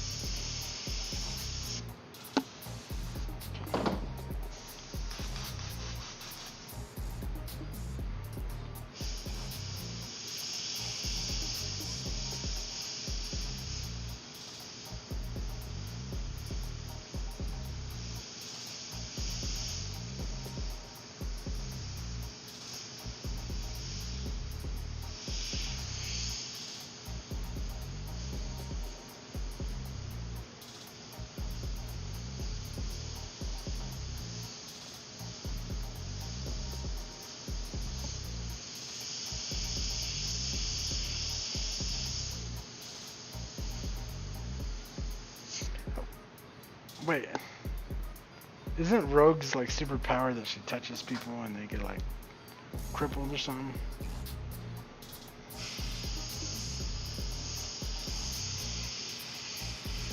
Cause she looking out here like she ready to fight somebody.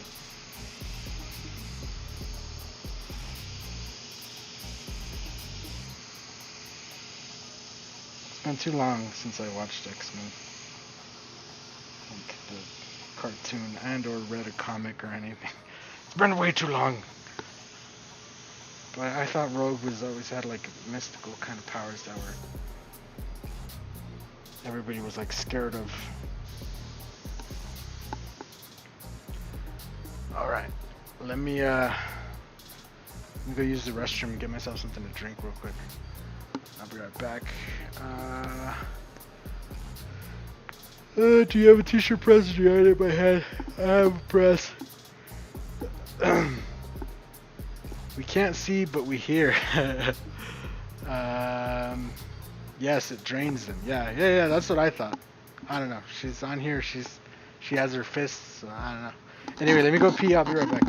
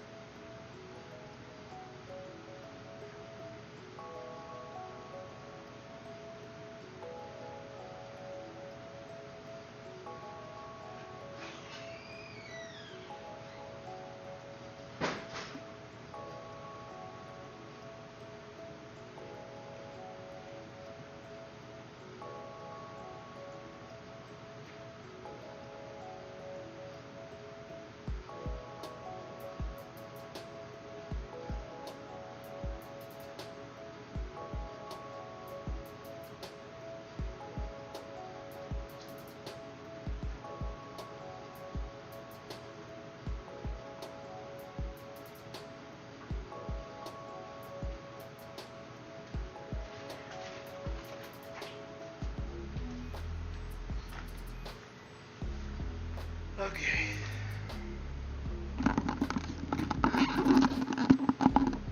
Right on, Kelly. We'll see you later, man. We're almost through with this. We've just got a few more colors. I think we got the brown in there. And I'm going to go and switch to some red. So let's dump this out.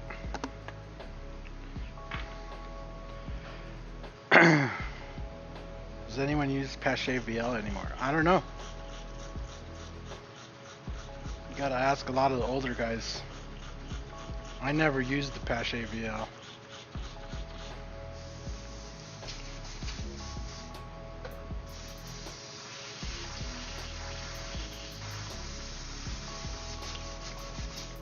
I found out that one time for sale, and I bought it. We opened it, did a review on it, and then it pretty much, I think it, no, we gave that one away, I'm pretty sure.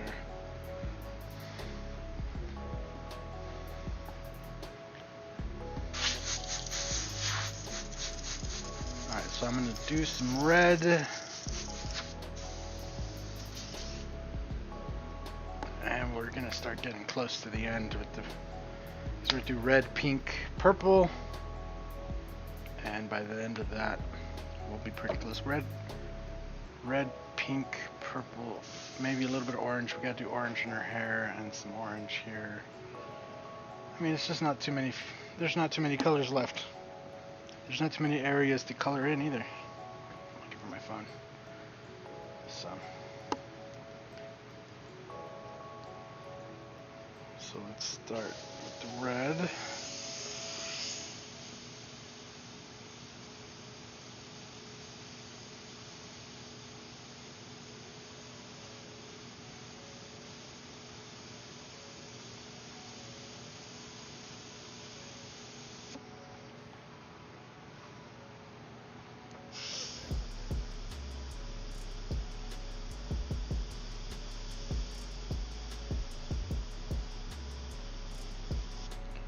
Red there. There's some red right here.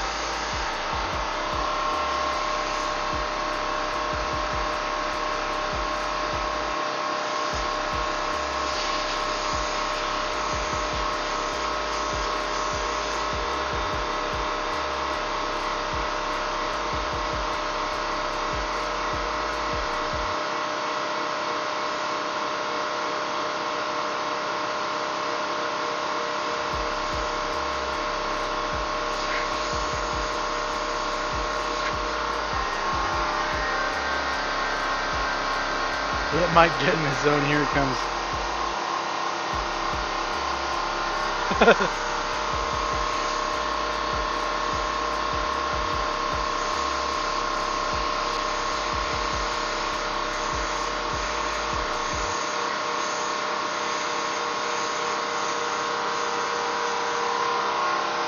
So what? Should I just turn up the music and go? What were you saying?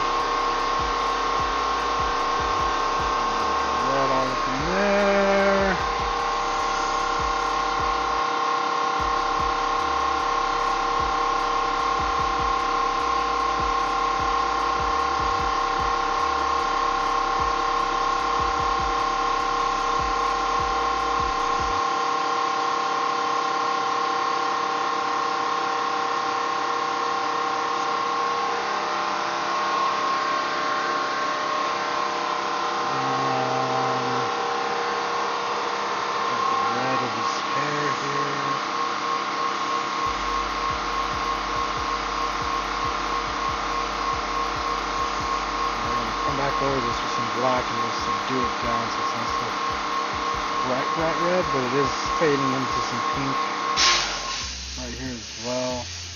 So gonna kind of make him look like he's glowing.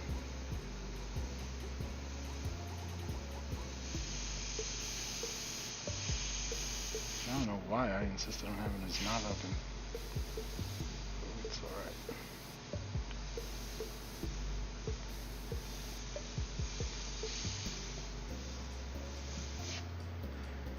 So there you go, there's that. This guy here, there's push it in there.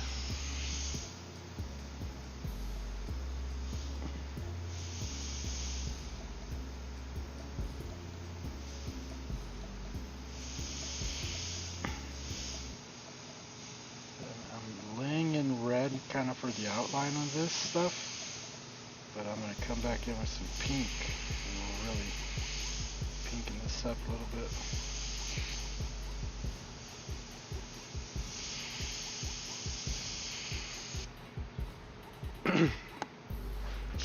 Get a little bit of red there. Definitely gonna need some orange.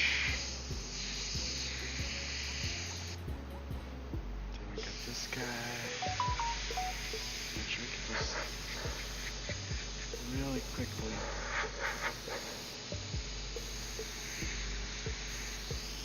He's kind of ghosted in back there. Quite good.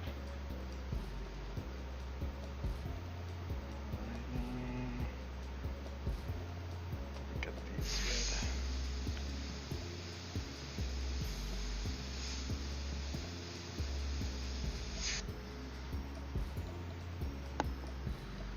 Oh, let's not forget her red lips. How big is that compressor? It's a 60-gallon compressor. That I use for all my painting.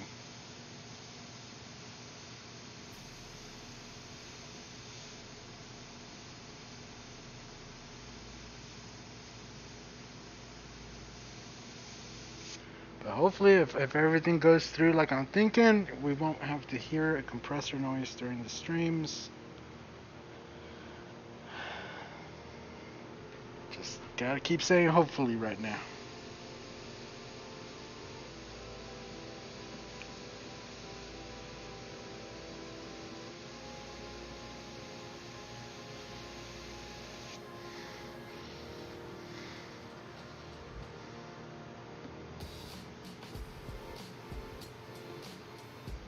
And let's not forget about Beast this time.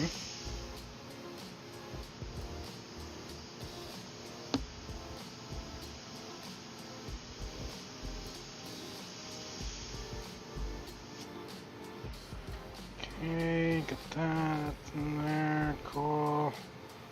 Now we can make up some pink. So what I'm gonna do is add some red into here, some white.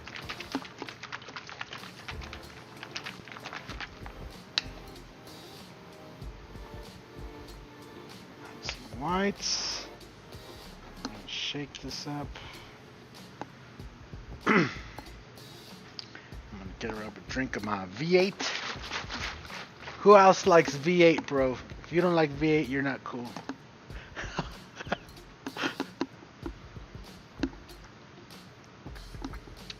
Then if you want to be part of the VIP V8, you gotta get the spicy V8. Delicious.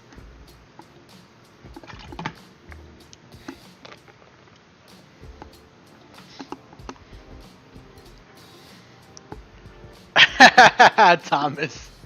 Ah, that's funny. That's what she said.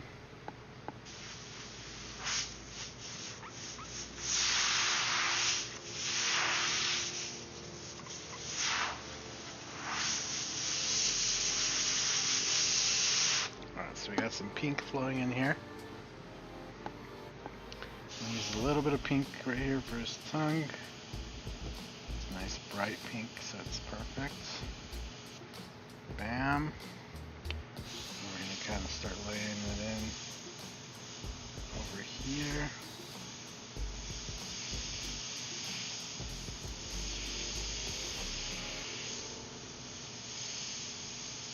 Now I'll come back in with some white, and that's really going to make it look like it's glowing. I need the pink and the red in there to really give it the full effect.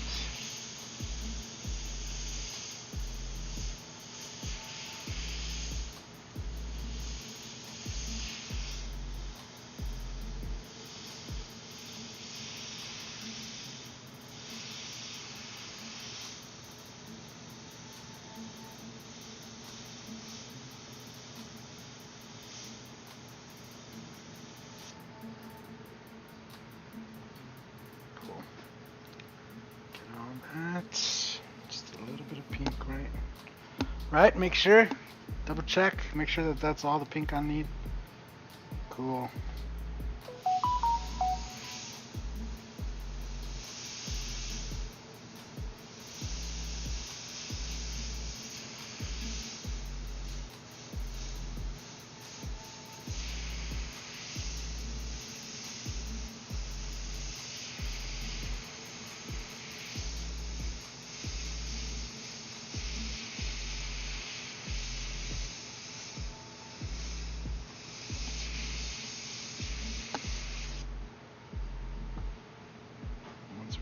Orange in there, it's gonna look pretty good. Some of these little stripes back here.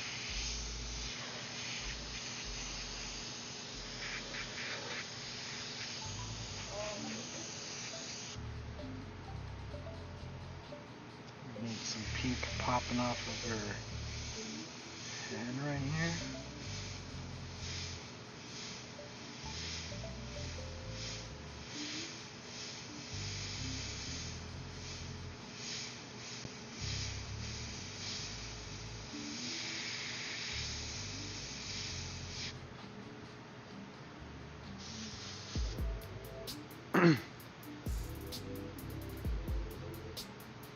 Yeah, Clamato is good for chiladas, for sure.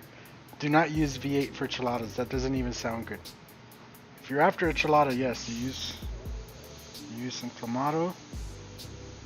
Taijin can be good. I like my beer to still kind of have its fuzzy, so I don't like too much Taijin. But it is good. But yeah, that's where you use that. Alright, I think that's it. I'm going to use this same pink we have in here. And I'm going to kind of give these clouds that are down here a little glow. Just kind of coming off of them, so when we lay in the white will have something to contrast against.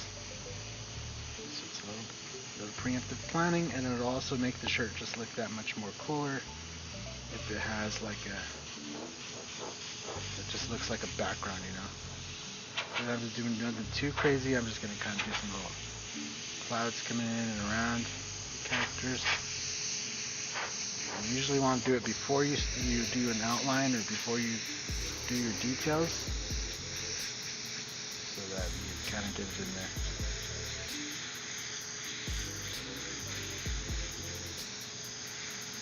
Storm up here, she has her powers going, trying to make sure not to get it over her.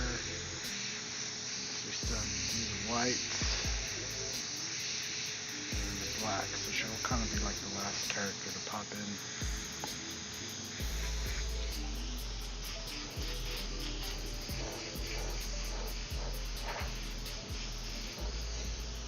Bam.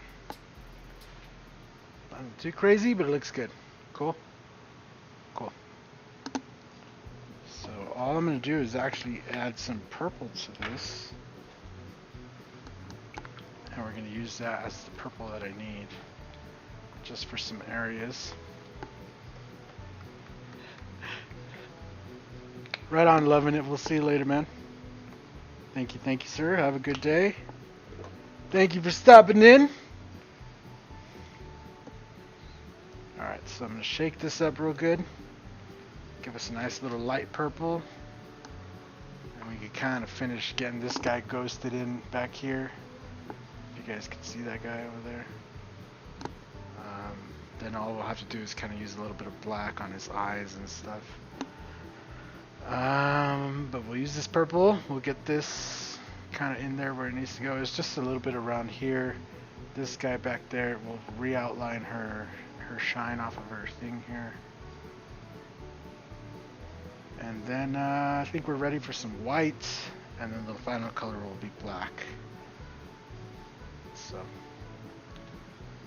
that's where we're at. We went through a lot of colors today, but oh wait, we have to do orange too. So after this purple, we'll do orange. I almost forgot.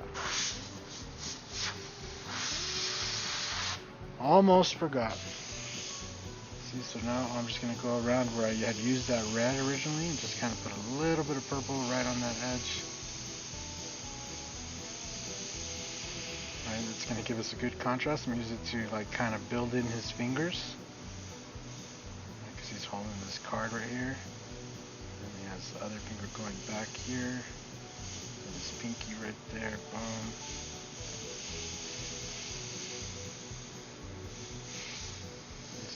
On his hair, boom, just to kind of give it a little bit more pizzazz. When we lay the orange over that, it's really going to just pop. Then his leg here, yeah, it needs purple going across the top, just like this. You can pretty much black it in the rest of the way.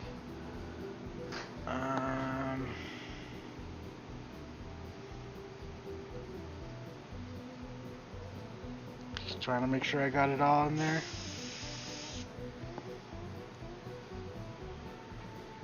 Just go around this guy.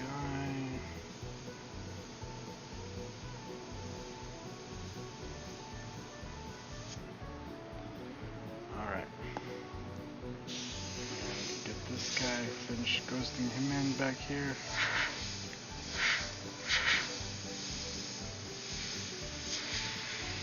Now here's something you guys could try at home and see if you have a good success rate with this. Something that took me a while to get used to doing. But you see how all of this is, like, we're working on it so nice and crisp, right? So let me zoom you guys in here. Let me focus you, right? So like in this area, everything is really cut, right? So like the brown to the yellow, blah, blah, blah. Practice this, right? So to have a painting that has all nice crisp cut characters, even cartoon characters like this work, and then try to have a character that's in the background that is not crisp and clean and cut. That's like kind of just ghosted in and soft. And the reason I think I had a lot of trouble with this and why I recommend it now is because, I mean, when you do shirts, you really don't ever do anything soft. Everything is you always want stuff to pop as much as possible. But what you don't understand is by making stuff look soft in the background, it can make your stuff that's in the foreground pop that much more without having to do much more to it. Right, so this guy's just kind of in the background over here, and he's really just softly in there. Really like not really detailed, and it's Magneto if you can't tell from his helmet. But we kind of on purpose we've made him really soft back here.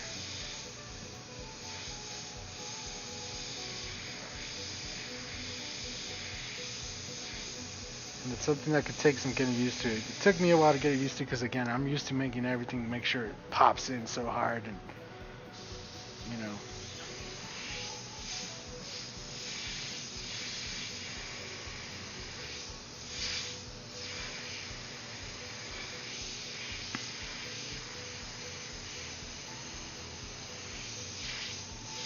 And then we probably won't outline this guy either. We'll leave them like this, nice and soft, and just kind of ghost it in the back.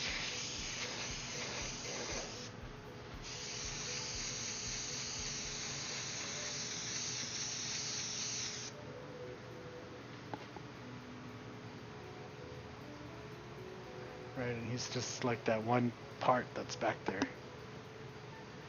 But he's not really going to be a major part of anything, it's just the background. Cool, so moving on from there,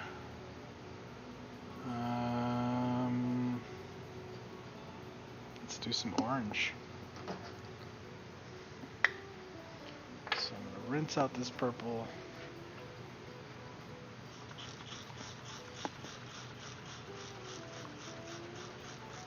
Little pickle juice in your enchiladas. Oh man, that actually sounds pretty good.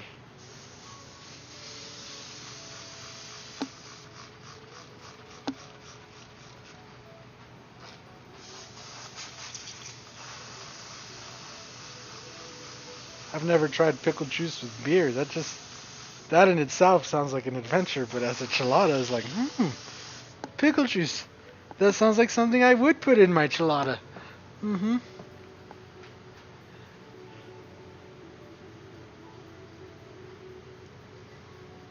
Vodka in a V8 though, I don't know about that. That doesn't sound too good. That really does not sound too good.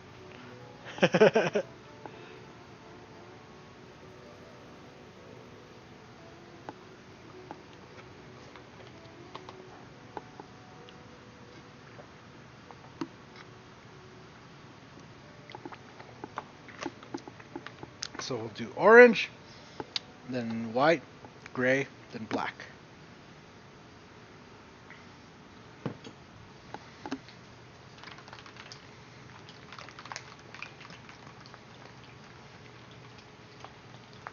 Only a teaspoon or two.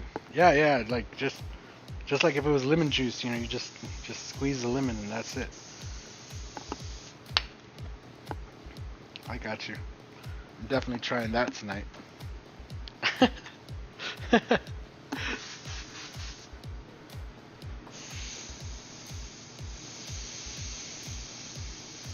My wife bought me a beer like 3 or 4 days ago, and it's just been sitting in the fridge.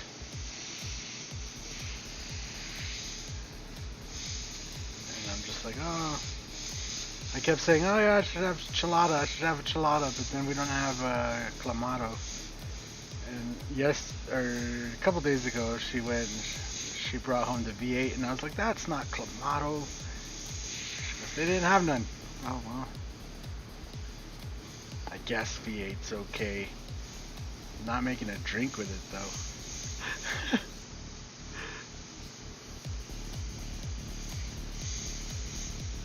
So I have a beer sitting in the fridge. It's just like, beer.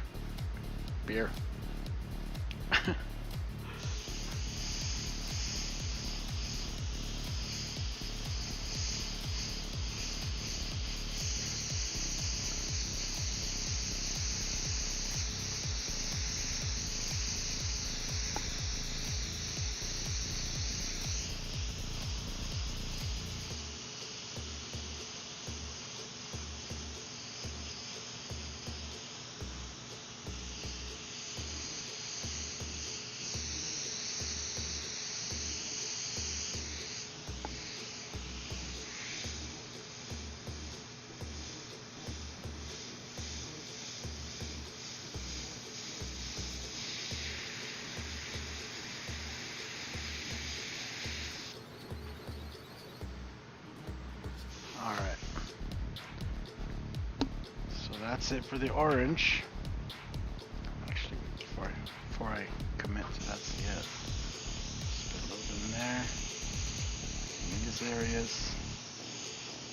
Just make sure I get this little edges. Okay, that's the end. Now we can put some white.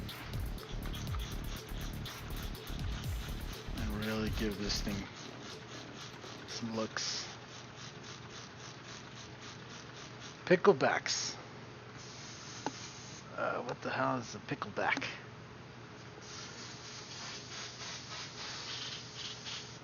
Whiskey and pickle juice chasers. Jameson is the best whiskey for it. Clausen's Pickles. Saludos. Full airbrushing t-shirts and Createx and canvas. Createx color. Cool.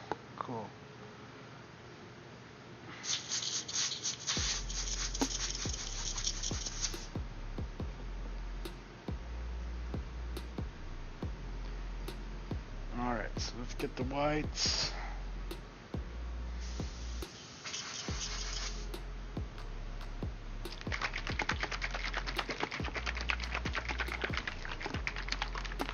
How long have we been live? We've been live for a while.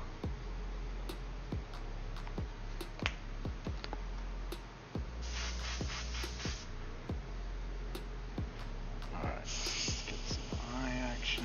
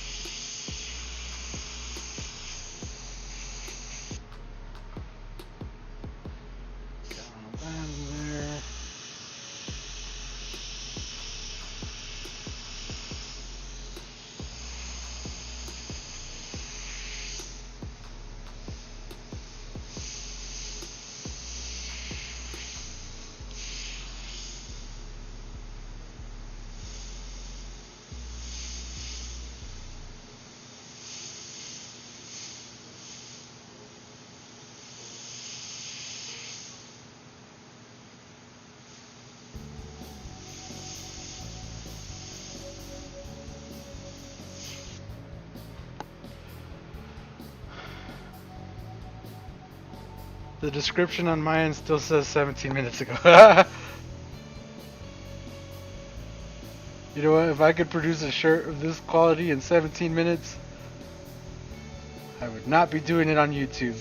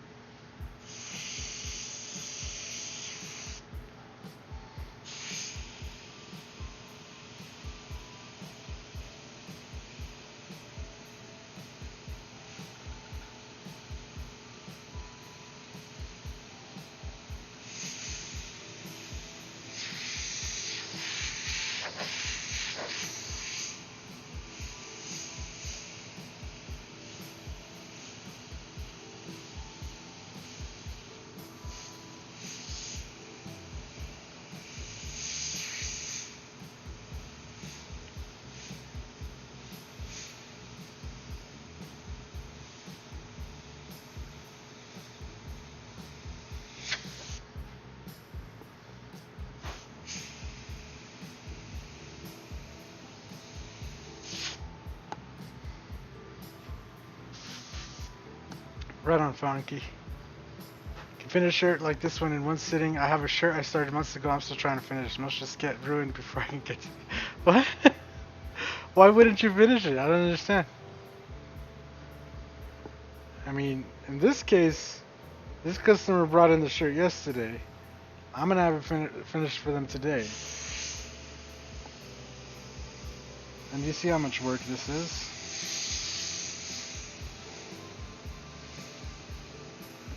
And most of my t-shirts are like that. They're usually next day service.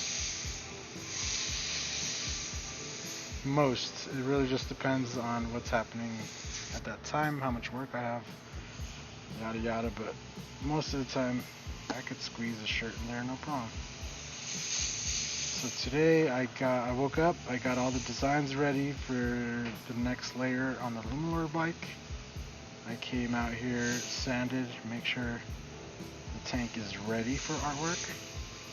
I cut all the designs out, you know, on the plotter, got all the FBS gold mask cut, proper size and everything, and then yeah, I got that all ready, and then got this set up. Start painting this, I'll get this all done. Then I'll lay down the FBS gold mask onto the tank, and then I gotta go take a shower, get ready for the cruise. Probably come back later tonight, double check everything on the tank, and leave it ready so that tomorrow, you know, I'll come out here and you'll see me live again. The tank will be nice and ready for me, and then I'll just go live. Get that tank finished up, and that'll be the bike. Then I'll go and clear it, and hopefully if everything goes good, we'll be putting it together in a few days and sending it on its way. So I'm super jazzed about that. You're a pro though.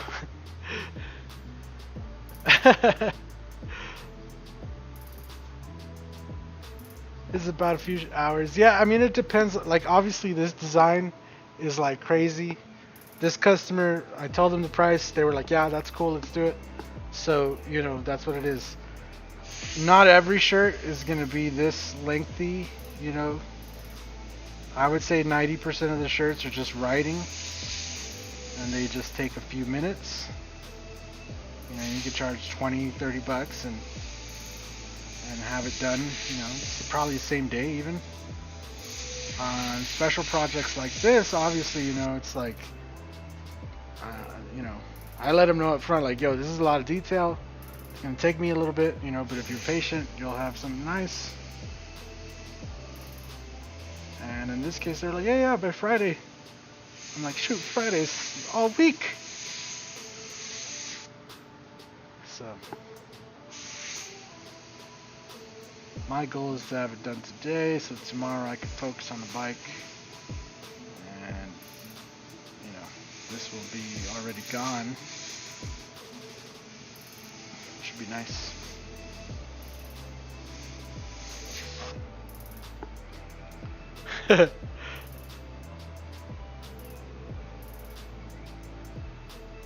Most spent was a few hours. Yeah. Resin is clear. Resin.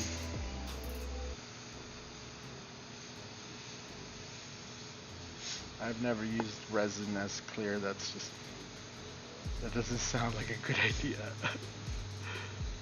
Like epoxy resin? I don't know. I haven't messed with epoxy type stuff too much anyway, so I don't see why it wouldn't work, but yeah, I've never done it personally. No, that's what I should just say.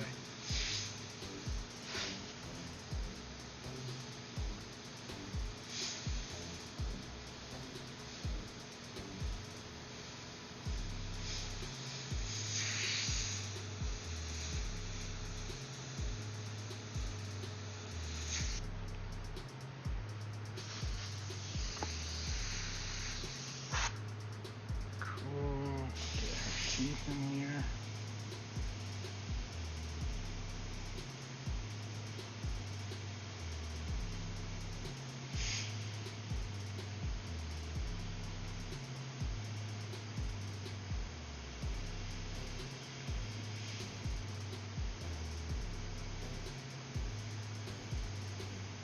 Still crazy. Somebody was talking about 80 psi. It's like, man, your compressor, bro. Rest in peace.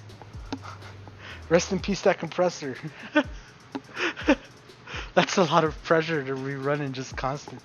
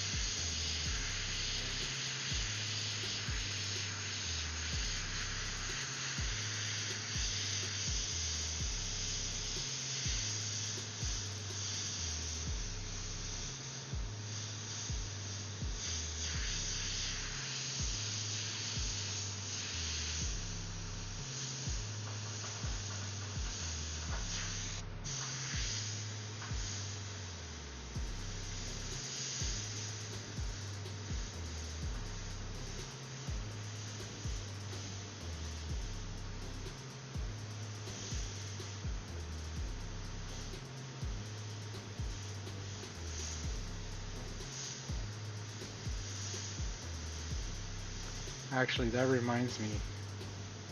While we were at the while we were at the rendezvous, there was one of the classes. I forget who I was talking to, but they were taking one of the classes, and they were talking about how the instructor was having them use like really super high psi, I think like 60 psi, and they're working on like a really detailed drawing, or painting or whatever.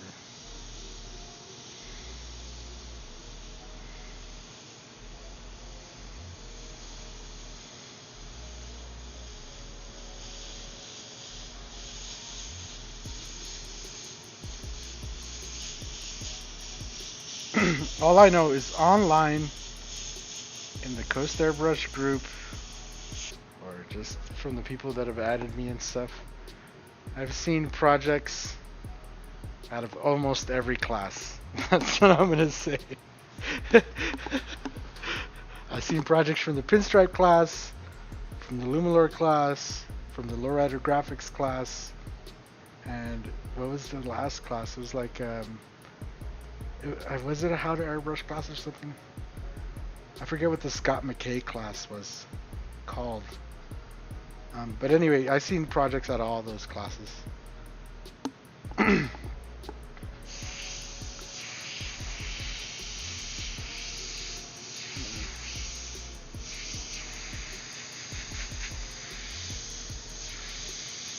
They all looked pretty good.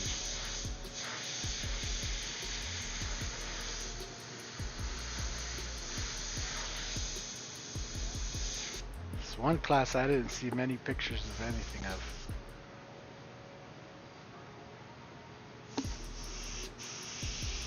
I didn't even get a chance to see what the finished thing was while I was there, because that class was like over before my class was over. And all the students were left like right away. So I don't know how it turned out.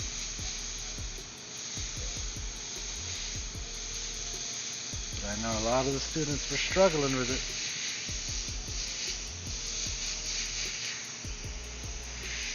I would have been struggling with it, airbrushing at 60 psi. I would have just gotten rogue and just turned it down on mine and just, I'm going to follow your instruction. I'm just going to turn it down. Cool. So I'm just going to add a little bit of black in here. Almost done. I'm going to do some gray, and then we're just going to finally come in with the black and cut in, and we'll be all set.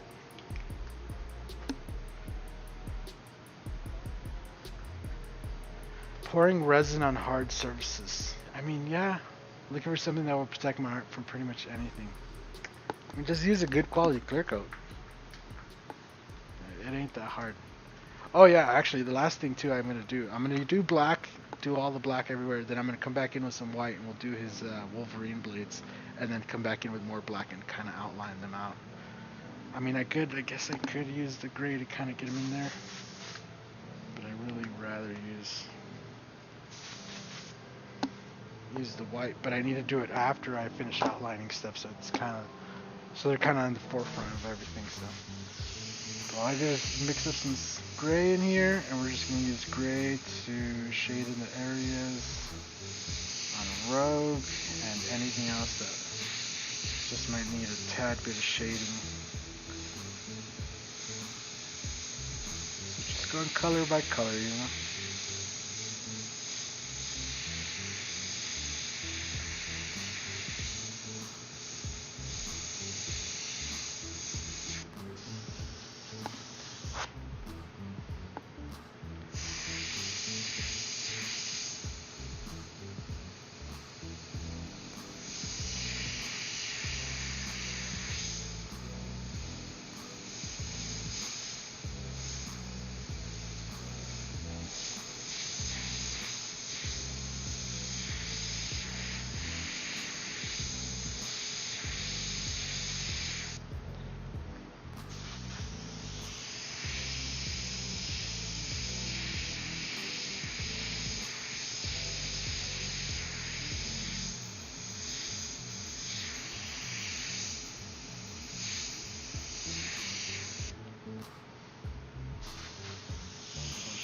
Shading on his hair.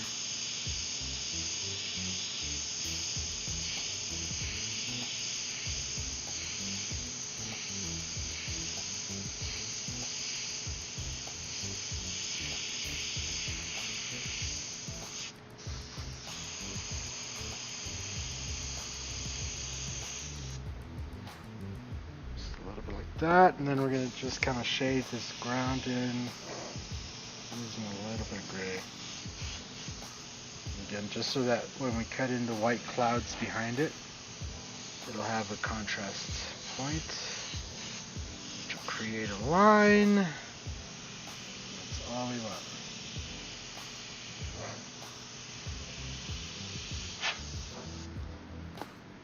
We'll cut back in with the final white. See, the reason the white blades in this smoke won't be at the end because we want it to go over some of the black that we're going to be painting, kind of like a smoky, you know, and then we want these to be nice and crisp over the black. So I'm just going to go in here with a little bit of gray. We're going to preemptively kind of highlight her jewel here that lights up.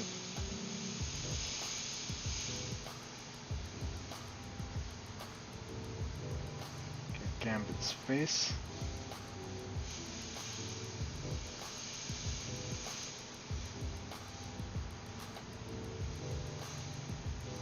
This gray is dark enough. I can do some shading using it right here.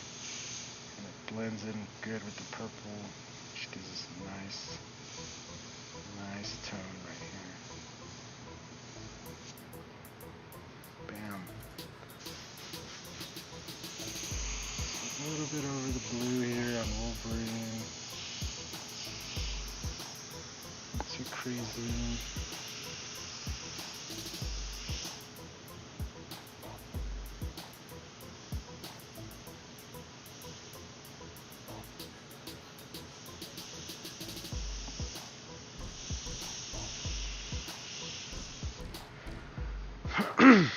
Okay, let's do some black. Let's cut in and do work. Jin's leg. This leg? No. We're gonna hit it with the black. That's pretty much what it is on the picture. So, just gonna give it a nice little hit of black, and that's really gonna bring it all together. Really, all of it is kind of still hard to make out, but the black's what, in most comics, the black is kind of what puts everything together. Now that we've worked our way through the shading, the colors, everything like that, we can lay in some nice black outlines and shadows and details, and it'll all really come together. Do some black, and then we'll come back in with a little bit of white, and there's some more black, and that'll be it. We're at the end. We're at the end. I can see the finish line.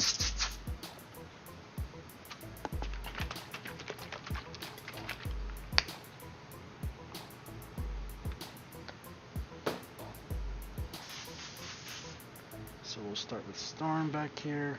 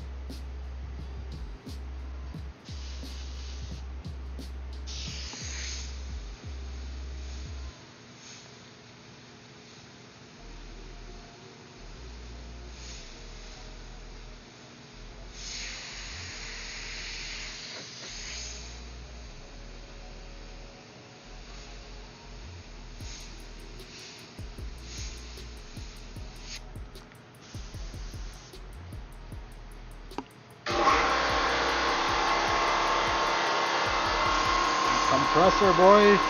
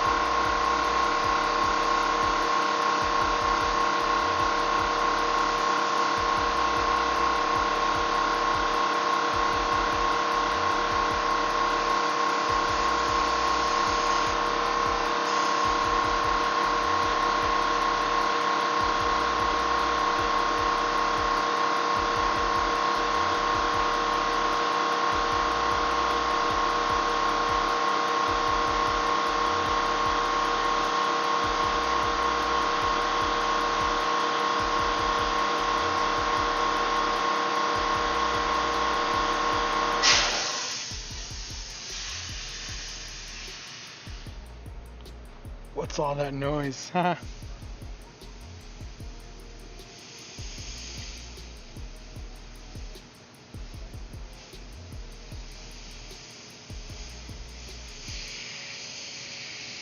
I like how everybody in the chat always acts like they have silent air compressors and stuff. Like, I would run my California Air Tools, but I know it's going to be running constantly, so I don't torture it that way. Gotta leave the proper compressor for the proper projects, and I use the California Air tools for events and stuff like that when I'm not gonna be super slammed, or if I need to be like inside of a building. But I know up front that I can't go as hard on a California Air tools as I can on a regular good old big one. Everybody always comes in, oh my god, your compressor is so loud. It's like, yeah, I know, it's a compressor. That's what it does. Makes noise. Always annoying. Almost made it without it going off. Nah, it goes off a lot. It's gone off like 3 times now since I started.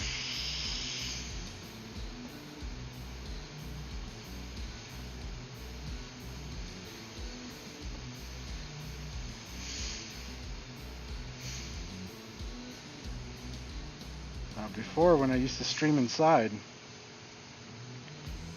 we were working out of a little home studio inside the house. I had the compressor in the basement, so you wouldn't ever hear it. It was just me spraying always, constantly. And because it's in the basement, you'd never hear it. You'd never know.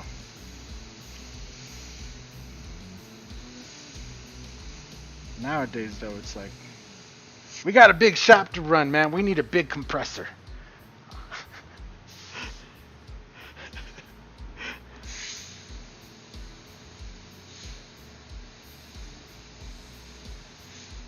Do not question my compressor.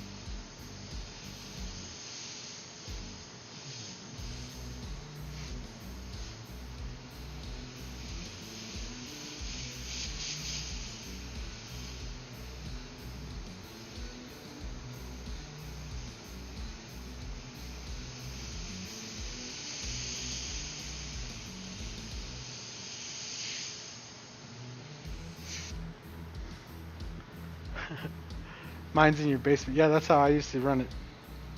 In the basement. There's no basement in the garage though, so. And I have a detached garage from my house.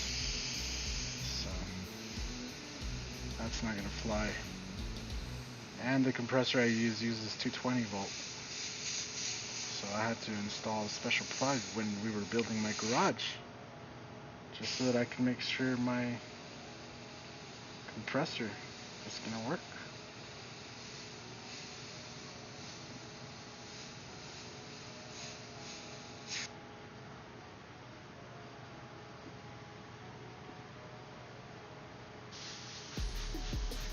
Can you tell us how much you charge the shirt? No. If you're interested in having some artwork done, you can message me directly. I'm probably not going to answer you if I see that you're just a subscriber from the channel.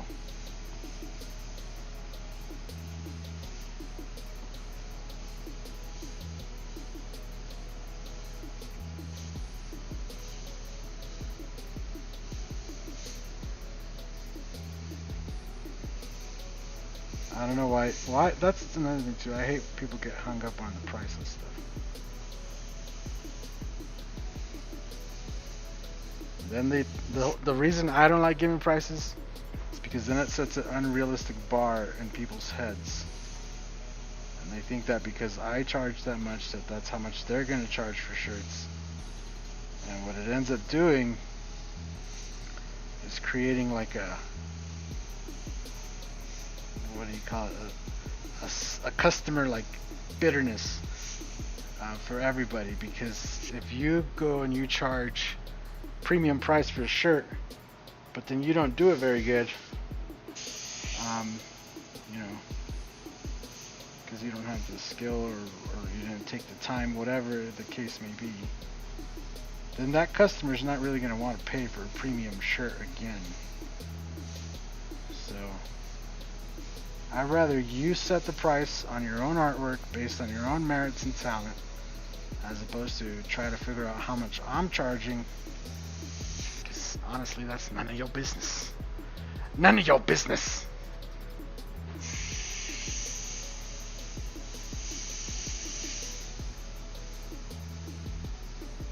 That's why I don't like telling people how much I charge. That's between me and the customer.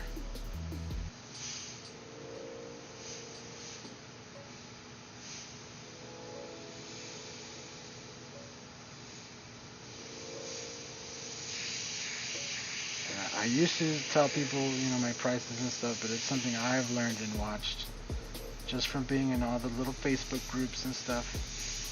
And I just see other people start spouting off how much they're charging for stuff and the quality of their work and stuff, and I'm just like, when did this happen? What is going on? So you price it out accordingly to you, how you think, how much you want to make per hour.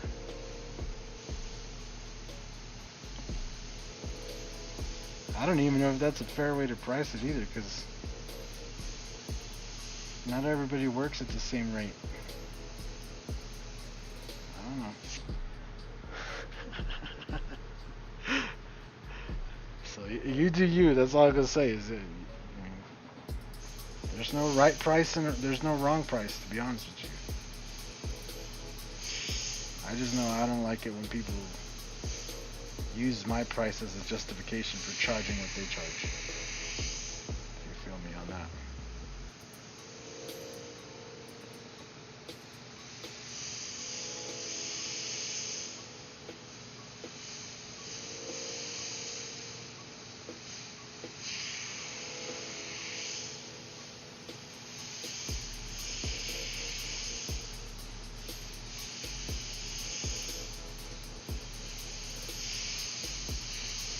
And I'm not saying you directly, I'm just saying if I say it, then other people that might watch this video, either might be watching now or might watch it later, use that as an excuse, you know, to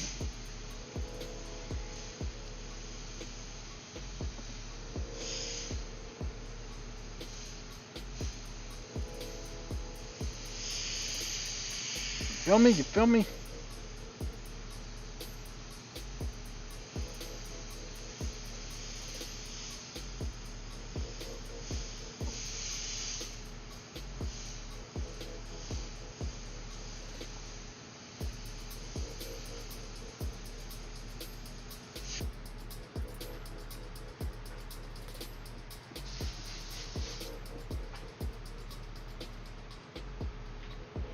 You're probably not charging enough. Yeah, I mean, it never feels like enough, but it's enough to me to where I'm happy with what I'm going to make off of it, and I think that's what matters the most. That's right. Everybody always, I have this, I don't know if it's true or not, but I feel like I have this feeling like a lot of people try to, as much as money as I can for this, you know, project that's only going to take me a day or something, you know. And it's like, shoot, if you get somebody to pay for it, I'm not going to hate. Go ahead, do it. You know, but I like repeat customers. I like having people come back, order more stuff. You know, so I try to give reasonable prices, what I consider reasonable. Stuff that I know people can afford, but at the same time, it's like a premium, right? Like, people can afford an iPhone, but do they need one? No. So it's kind of how the same way I look at my shirts or anything really in my artwork. It's just like, yeah, they, you know, they could probably afford this much, and if they can't, well, then they probably don't need it, and it's all right, you know. Like I said, I've given a few quotes out for Luminor. I've had people tell me, all right, cool, I'm going to start saving. I definitely want it. You know, so it's that whole thing where the customer has to understand, too, that they're not going to get greatness for cheap.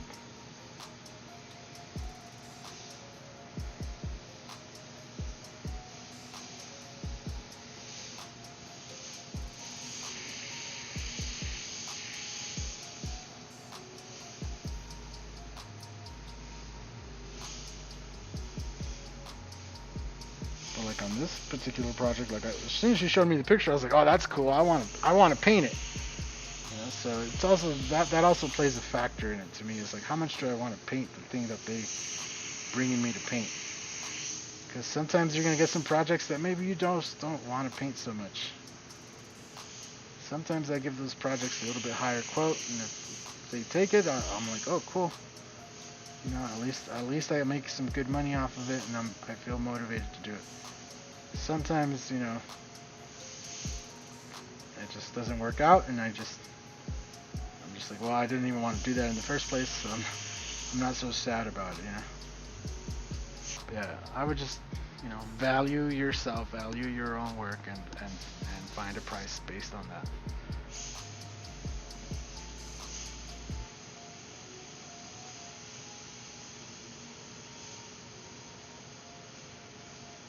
Yeah, I've had people, like customers, straight up tell me, oh man, you could charge twice as much. And so my question's all like, oh, well, you would have paid twice as much? And they're like, well, you know, then it's like, oh, well, you know, maybe I shouldn't have charged twice as much. You know, if the answer is not automatically, well, yeah, then it's like, well,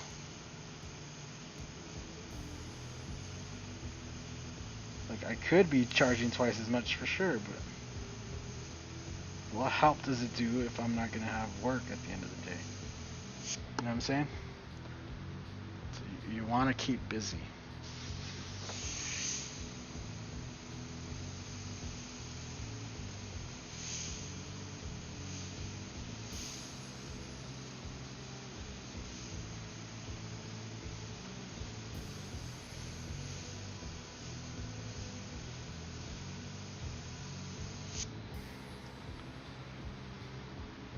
Yeah, wanting to do projects is a huge plus. Immediately, I'll put projects that I want to do like ahead of the line and stuff like.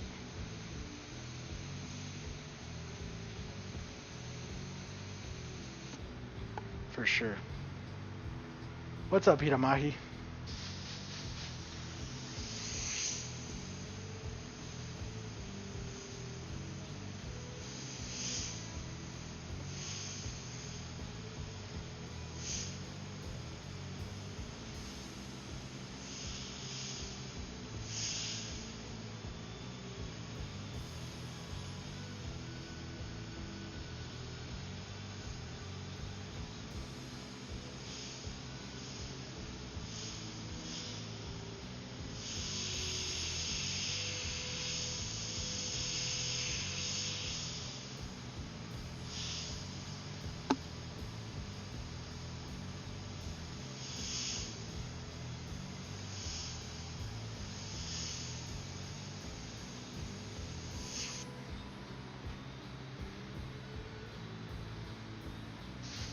Must have happened on canvas instead.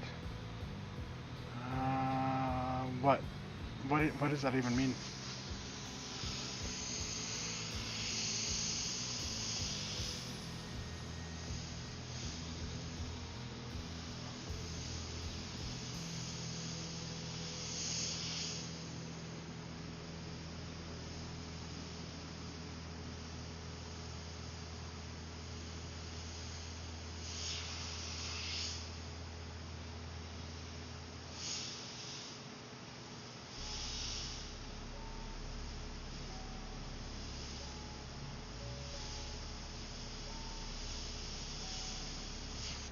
Get the chair for this stuff down here because it's way too low.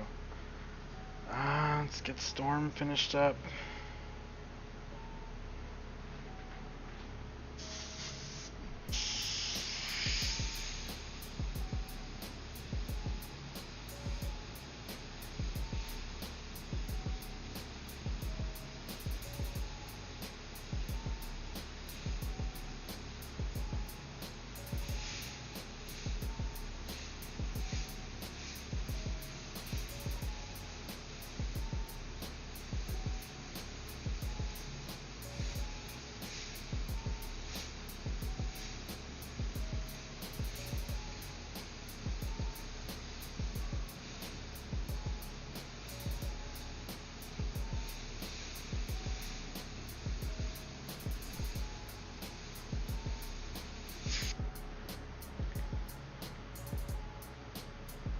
say my name. Now I'm definitely not gonna say your name.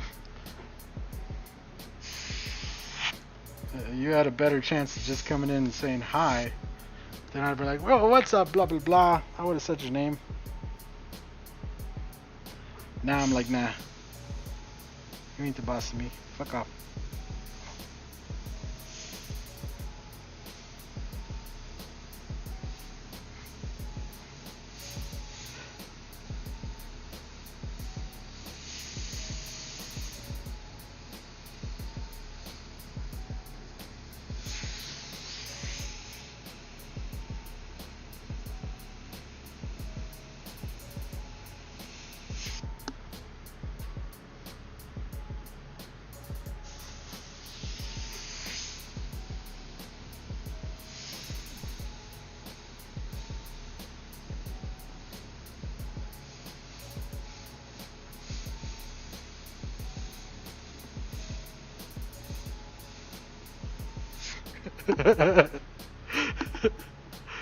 Oh my gosh.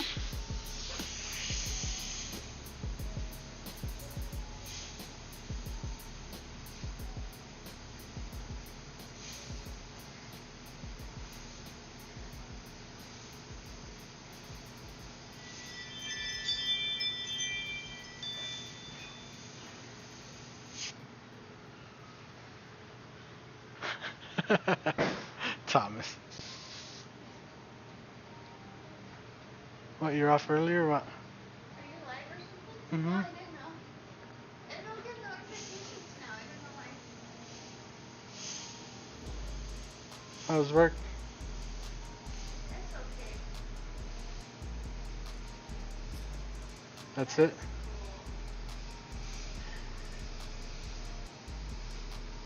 We're going to that cruise or no? Yeah. Looks like it's gonna rain. It's raining. It is raining? Ah. Sprinkling.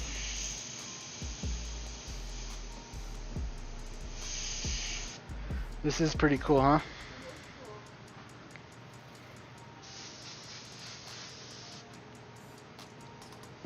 Hey, I didn't know you were live. Yep.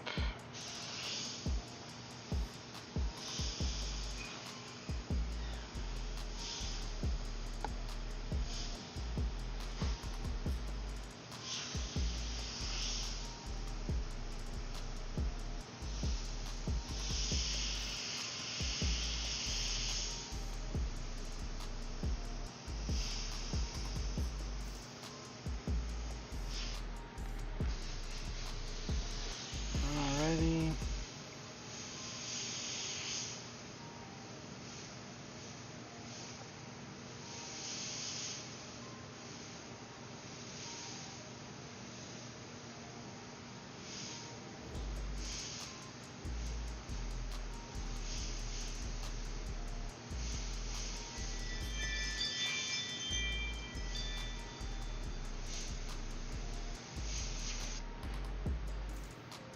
Gambit's card in there, nice and glowy.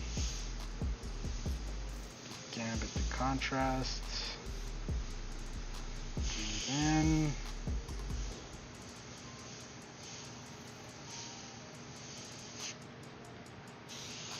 Go.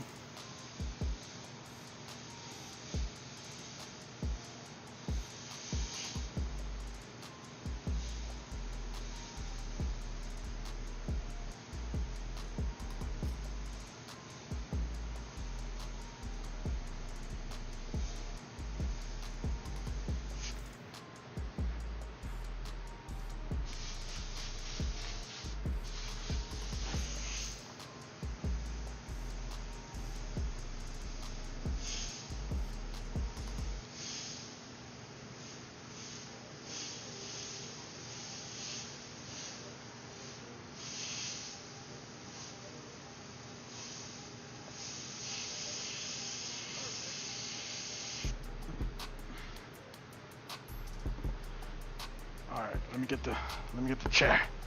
The chair. Time for the chair. I could probably even bring you guys in closer for this bit. Oh man. Feels good to sit down. Almost done.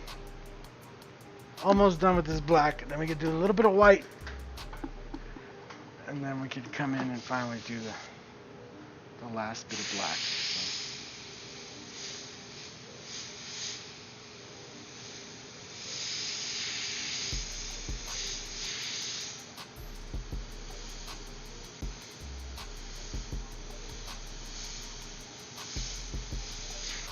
Just do it all freehand, they say.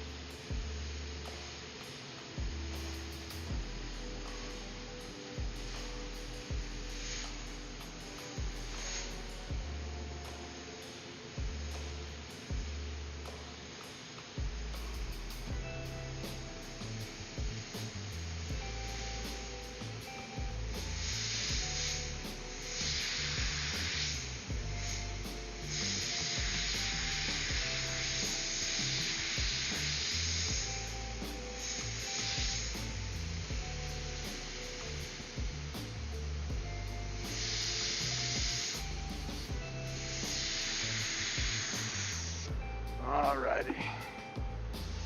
Got most of that in there, and I just need to finish this leg up.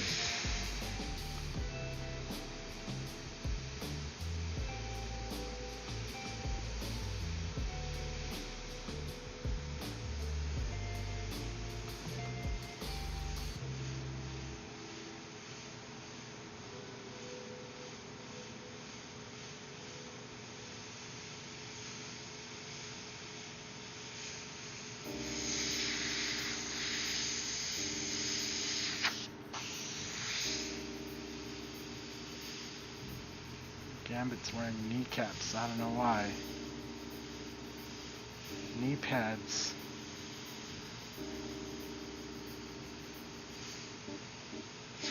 I don't ever remember seeing Gambit on his knees.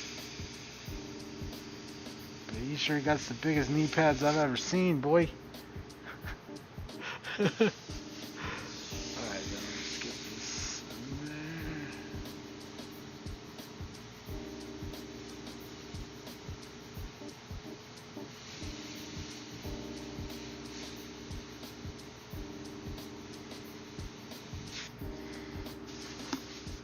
Alright. Stand back up.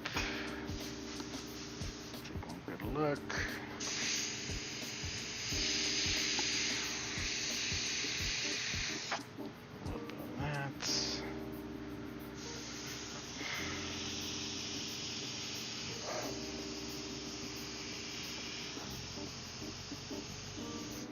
Alrighty.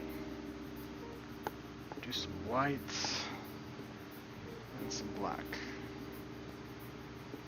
We'll be done. That was quite a bit of colors on this. Why does it look crooked? There you go.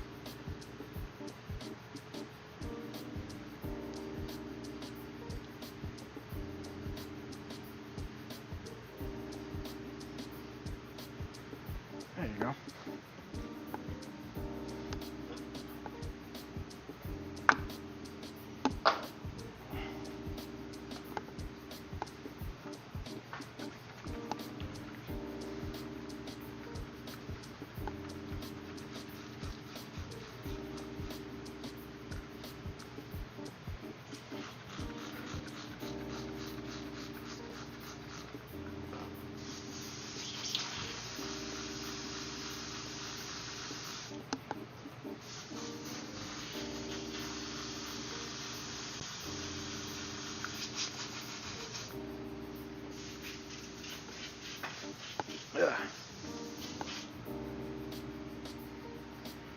Alright, let's get this sucker finished up.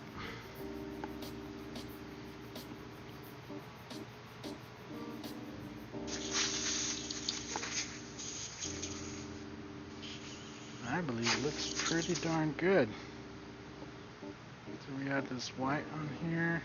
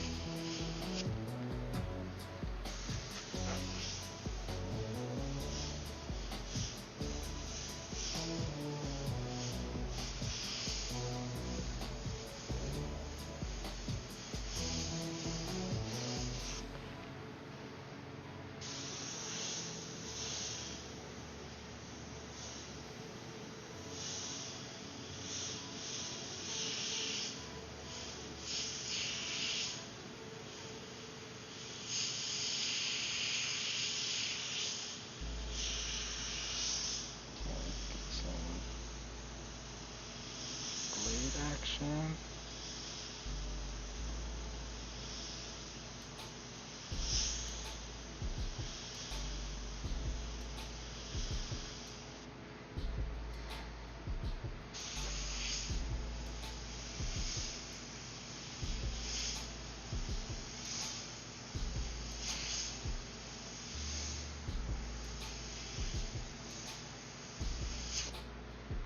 Gotta let those blades dry for a second, and then we can go back.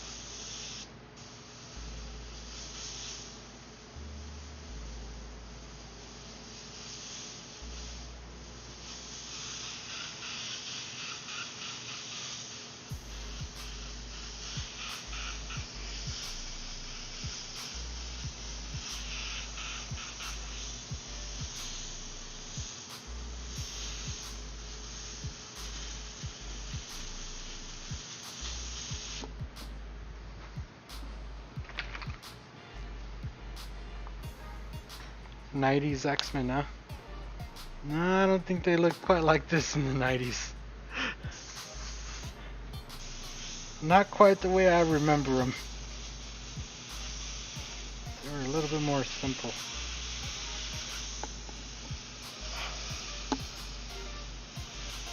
A little less voluptuous, maybe. Seems like these ones are very well endowed. And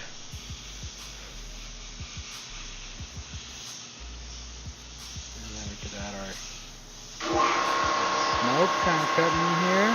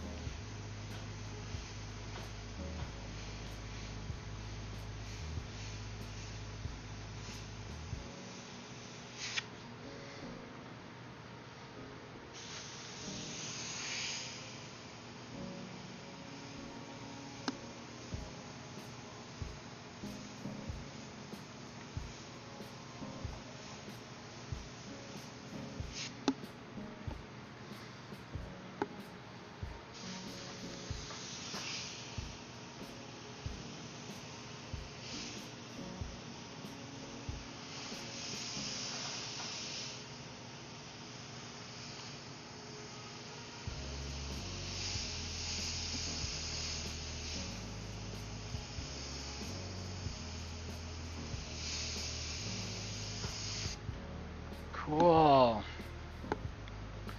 Add some white shines.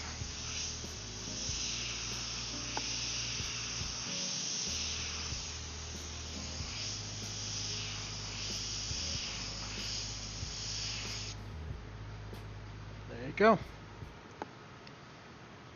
Pretty cool. So let's see. Let's give you guys the straight on look. Which always seems to change this thing. Let me also kind of tilt it so it's straight. Oh, we can unmask the green.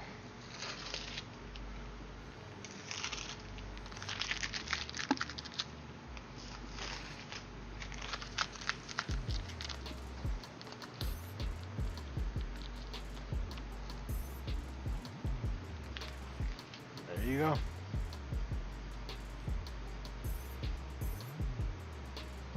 The camera's doing a pretty good job today on the colors.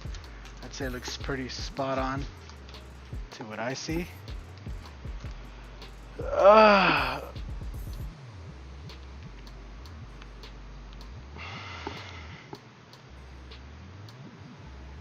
This is so wonderful, cool. Looks great, thanks. Cool. So it's time for some food, time for some snackage, time for a little bit of sitting. I've been standing the whole time. I don't even know how long we've been live, but it's been a while. I know that, a few hours, probably three hours or something. Actually, wait. Look at his leg. Nobody's gonna say anything about his leg, huh? You guys ain't paying attention?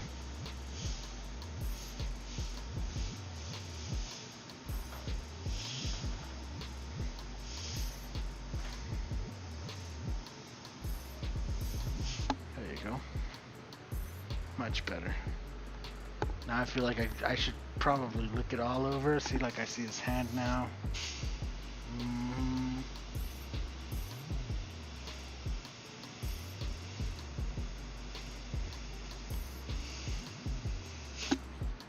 you go. I'm just gonna keep looking at it, see if anything else pops out at me, but I think that's pretty much it. Very much else place to go with it now. Did I get you guys in there? Let's see if we can get this camera to focus. There you go. Loosen it up. And you guys can check it out. So it starts off with this guy over here. Then we got Gambit over here on the left, far left. I'm not sure what the second character's name is, that woman. Then we got Storm up at the top. Then we got Cyclops. Rogue, Beast, and then of course your main man, Mr. Wolverines. Turn that back up. And there you go, guys. That's it for today's stream. I'm done, so I'm ready to go and yeah, get off my feet for a little bit at least. It's 4 o'clock now. We've been airbrushing for a freaking while. What about Storm's fingers? No, so these are like kind of inside of her power thing. I don't know how well you can see that on camera. I can zoom you in there. So yeah, you can kind of see it. They're outlined in white, so this is kind of like inside of her power stuff there. So it's kind of like the same thing as Gambit's card over here. We're not going to outline that because it's inside the power. Also is like his laser beam here. You know, stuff that's inside the laser, like it doesn't really need an outline. So.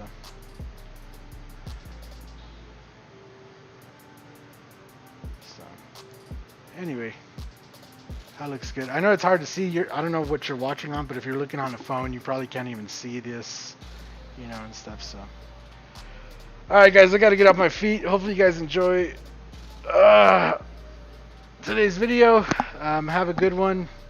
Enjoy the rest of your Wednesday, and we'll see you guys. I'll be on tomorrow, like I said, and we'll be finishing up the Luminor tank, the Luminor bike, which is the tank, and yeah. So we'll see you guys tomorrow, guys. Have a good one. Later.